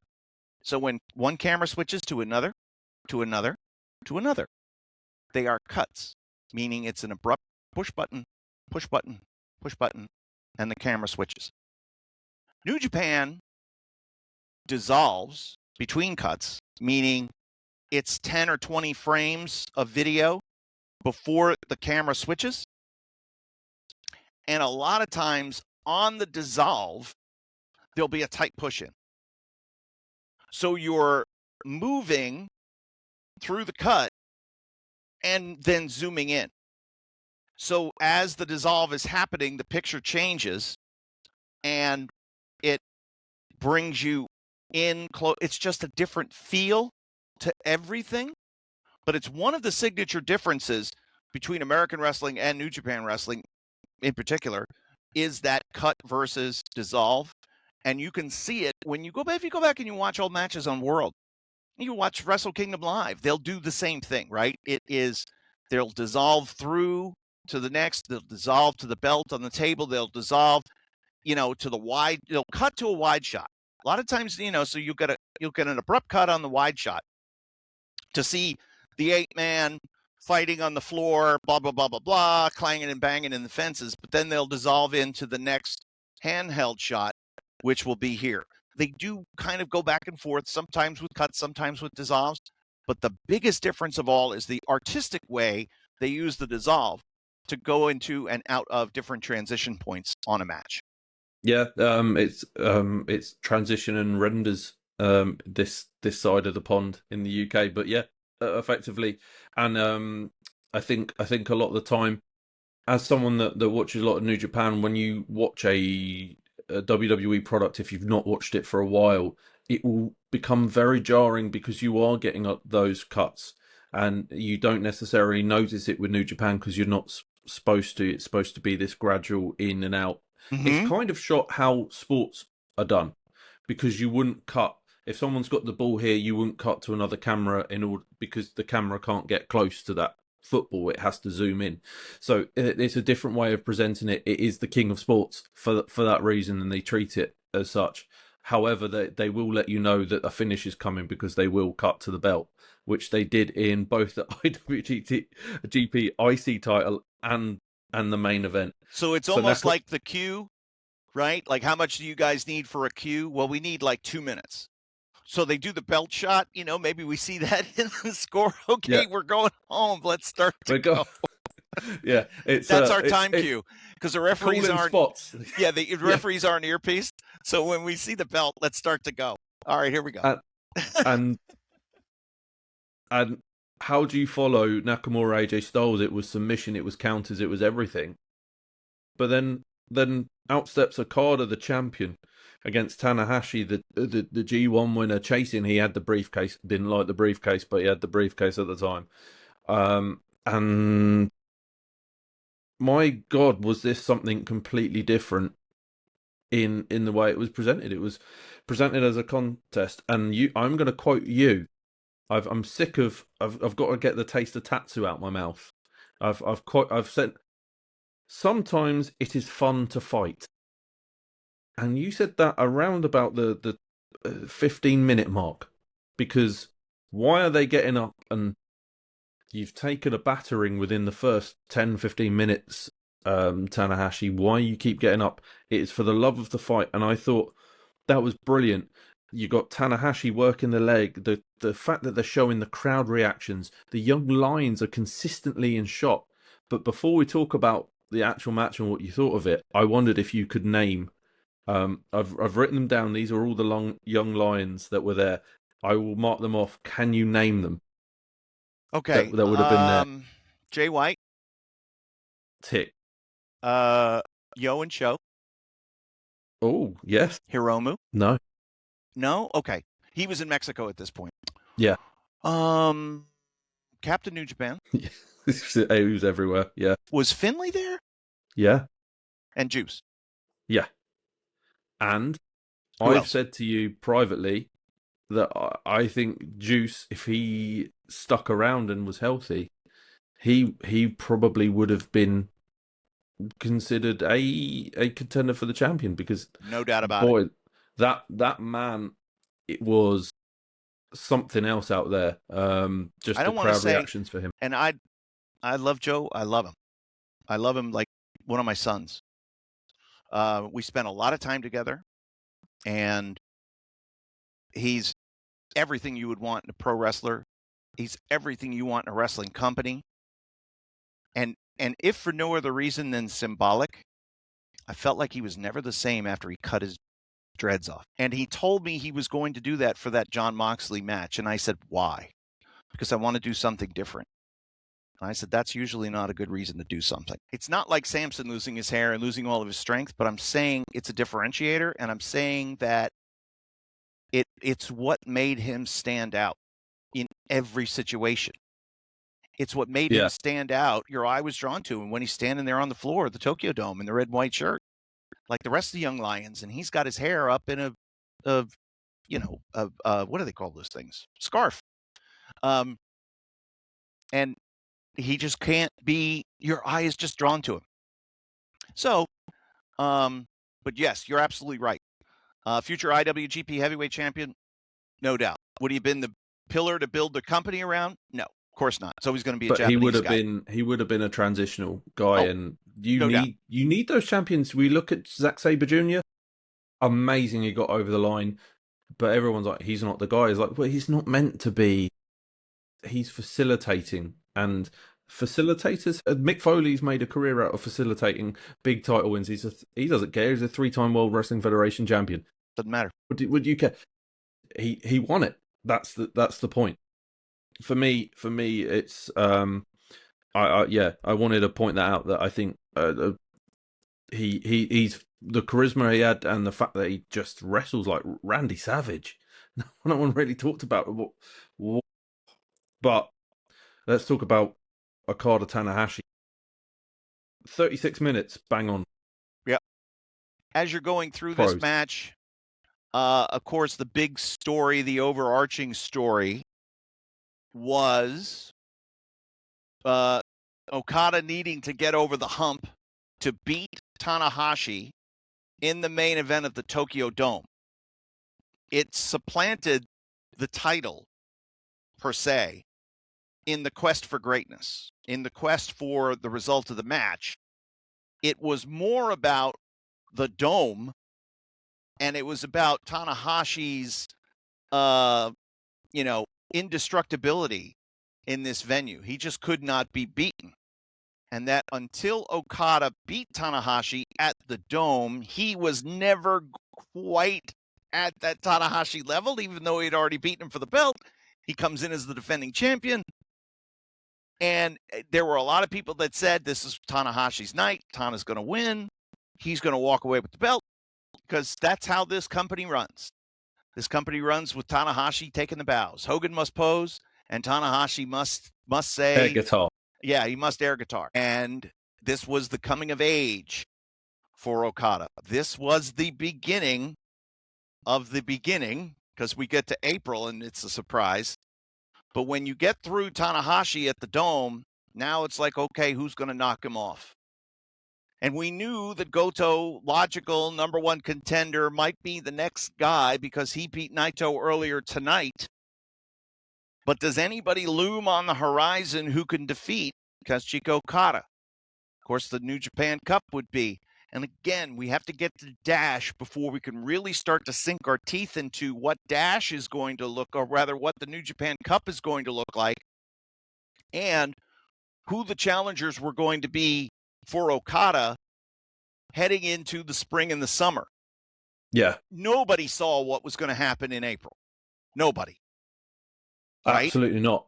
But also the fact that I felt the presentation was that sigh of relief from Okada getting through it, and maybe feeling a little overconfident and a little that adding to that cockiness.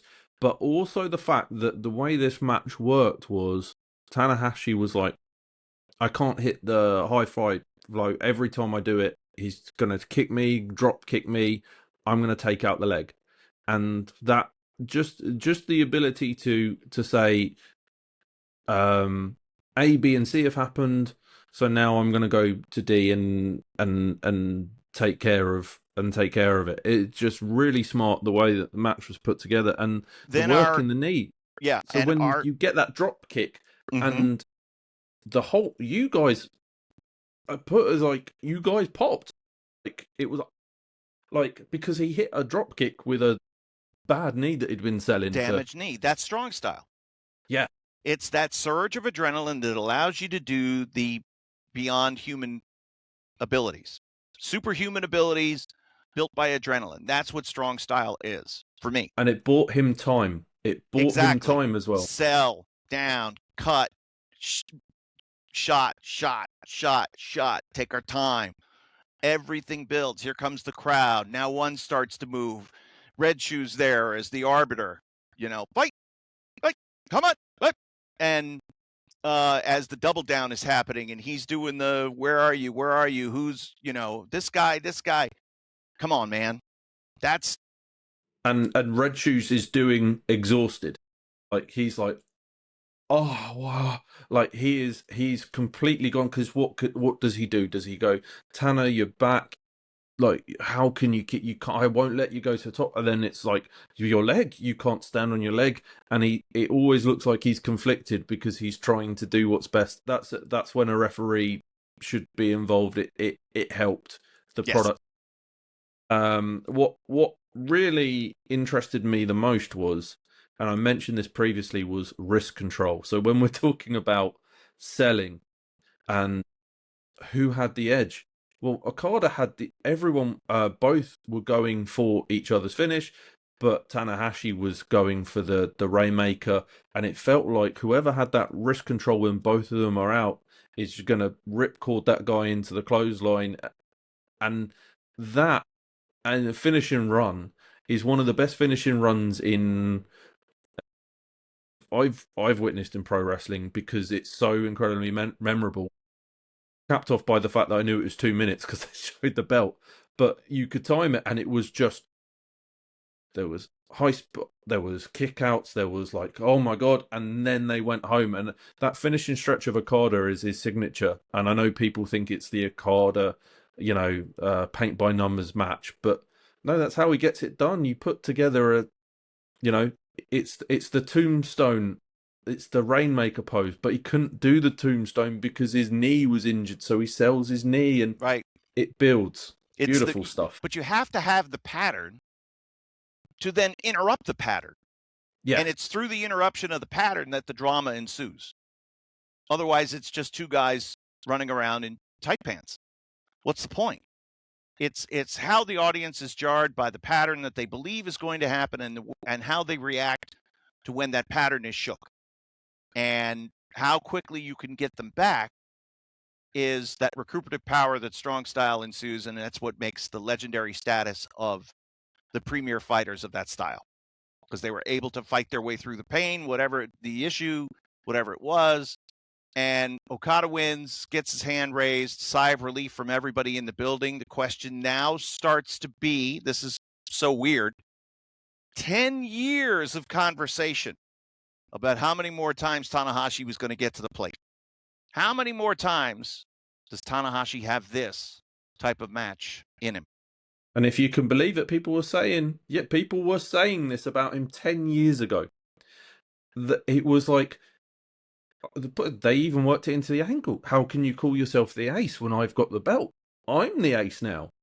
And this was absolutely classic of, you're over the hill, Tanner.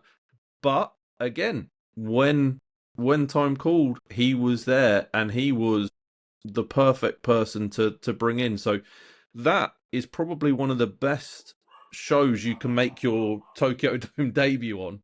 That was, you came in a high spot, and no, Yoshi Tatsu did everything he could to sabotage it, but you came through, kid.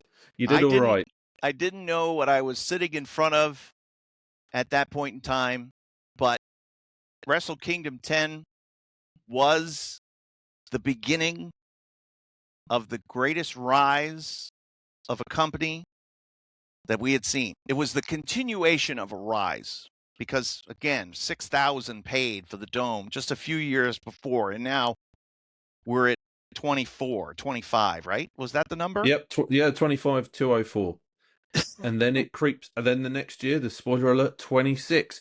And what you're seeing is, when you start seeing this is why Gedo he's a great booker, but also, and the two are different, promoter and booker. He's a very good promoter, but the booking of it makes the promoting easier. He went right. So they were at 6, and now here we are at 24, 26 next year, 36 the year after that, and then 40.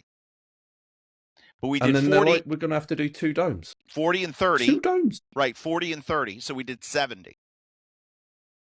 Then COVID. We got to reset.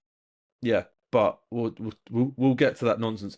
But what I want to do is to put a cap off. We've got a couple of questions for you. Oh, good. Let's hear it. Kevin. These are real questions, I hope, and not nonsense Joel questions. Yeah. So this is how big is Batista? Sorry. That was for that's for someone else. That was for your Casey Thompson podcast. I'm sorry. Come on. No. So David Shaker asks, what finish, if any, would you change for the victor? what finish would you? So, what finish of any of these matches would you change? You can't change any. I mean, in the moment in time, I was shocked at Naito going down. I couldn't believe it because hey, this was the one where he needed to win to start to rebuild, to start to, you know what I mean? Like, that's the one that just floored me. But I didn't know the big picture. And in the big picture, the answer is none of them. You don't change any of them because everything is set now for the coming year. And he knows who's leaving, he knows who's staying, and he knows exactly what this year is going to look like. So that's the only one that left me like, huh? But yeah, but in hindsight, it all worked out. It all works out 2 months later. Well, don't worry, David. I'm going to give you an answer. There's only one. I will give you an actual answer. Utter nonsense. I would have Captain New Japan win the Rambo. Yes, I'm sorry, David. I was wrong. Joel is correct. Yes, Captain New Japan for me, all the way. 2016 is the year of CNJ. Captain, back to back, baby. I can't be stopped. He's like the Bulls. And I will tell you the story about what happened to Captain New Japan and why he was no longer in the company. And also you will confirm who and what Bone Soldier was. I saw a rumor once that Bone Soldier was Captain New Japan, and how dare you? I didn't do it. I just read the stuff. That's what I'm doing with these questions. So Dylan Apple asked, in Kevin's opinion, what was the worst match on the card and what was the best besides Okada and Tanahashi? You know, when you're looking at, there were matches that were better than others, and I'm never one to say, oh, this match is good, this match is not good. I didn't have any emotional connection to Gallows and Anderson against Makabe and Honma because I knew the result, and I didn't like the result. I didn't want to lose those guys. I didn't want to see them move on. Nothing against Makabe and Honma, sweet guys, but you don't want to see people leave that you know and you love. So yeah, that's as far as I'm concerned. And like the Never 6-man tag, it was what it was. But it was just a fun, like, are the wheels of this is this gonna careen off into the wall, or are they gonna get this across the finish line? Because it was so many moving pieces in 12 minutes. I love the opening 4-way. That's just, to me, that's quintessential New Japan Pro Wrestling Tokyo Dome, where you begin with the juniors and you give them the center stage, the pop right out of the chute. It's just really cool. So in terms of like finishes or results or whatever, and matches that were good or not good, they all stood on their own. The Goto Naito match for me wasn't all that and a bag of chips. That's annoying. That was going to be my one. I was like, hot take, Goto Naito. Basically, you got the two best, and it was a bit of a meh. But again, just a match. And sometimes they have. But again, it really, I mean, he asked you, Kevin. He did say Kevin. But to be honest, I will give you the straight shooting, Mr. Apple. Shibata versus Ishii. Easy. Job done. Best match. Apart from Okada Tanahashi. It makes me dislike Shibata even that much more. I love Shibata. It's one of my favorites. But with your just like pining over him constantly, frothing at the mouth over any mention or thought of Katsuyori Shibata, it makes me not like him as much. Oh, it's fine by me. In anything, it's hurting you more than it hurts me. And and in many ways, I like that. That's actually, Kevin, I know we're talking about the price of apples down at the grocery store, but what do you think Shibata thinks about it? It's like, come on, Joel. It's not a Shibata-centric world we live in, except for you. I heard that he eats the core as well. That's how strong style he is. He doesn't care. Right. Of course.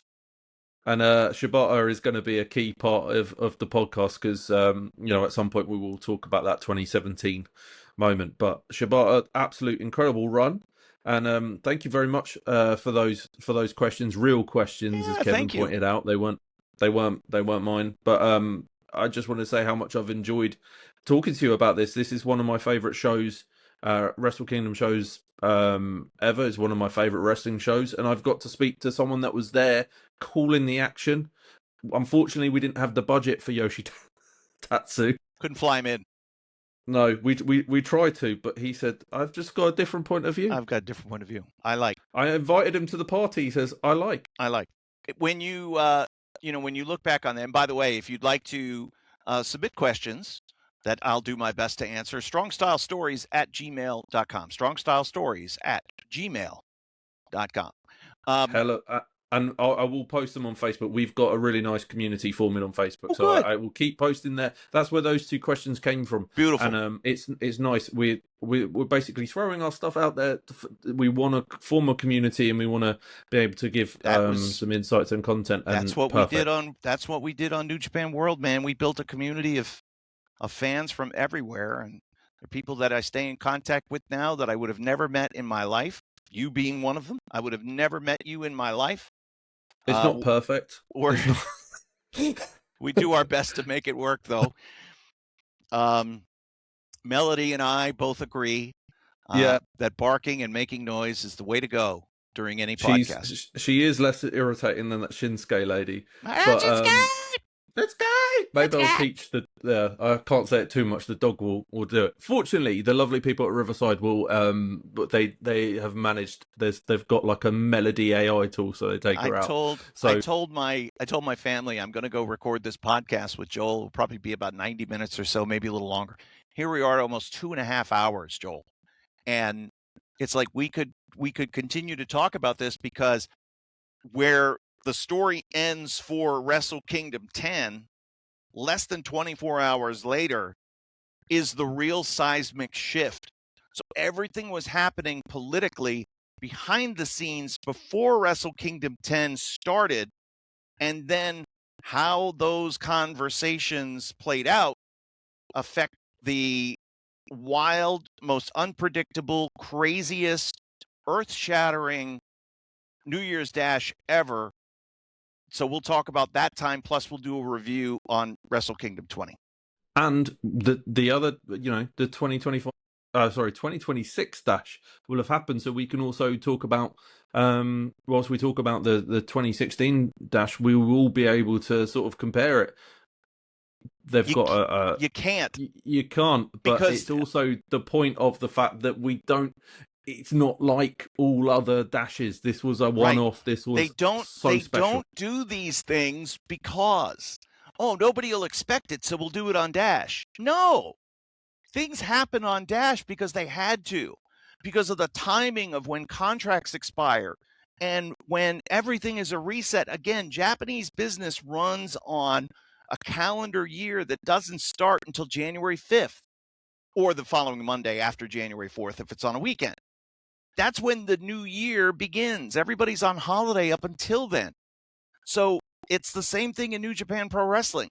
And that's why the contracts expire at the end of January, because they give 30 days notice, or thereabouts. But when you have so many changes, you're losing 4 top-line guys here in the span of the next couple of months. We've got to do some wild things on Dash, and everybody now looks at Dash like, oh, it's boring because it's not as good as the one with Kenny. Well, yeah, man, because thank God we don't have to do that, because sometimes those suck.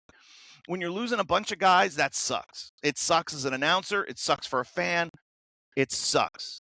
But when things can be right and you can set stages and you can start to line up your pieces, how you're going to book the following, the upcoming year, then it's sweet. Then it's really awesome. I love that. Too sweet, Kevin. Well, that's a great way to end. You've sold the future episode. Please, it's been an absolute pleasure, Kevin. Your customary farewell, if you may. Thank you for watching and listening to Strong Style Stories. Oh God, Tatsu's got to him. Bye, everybody.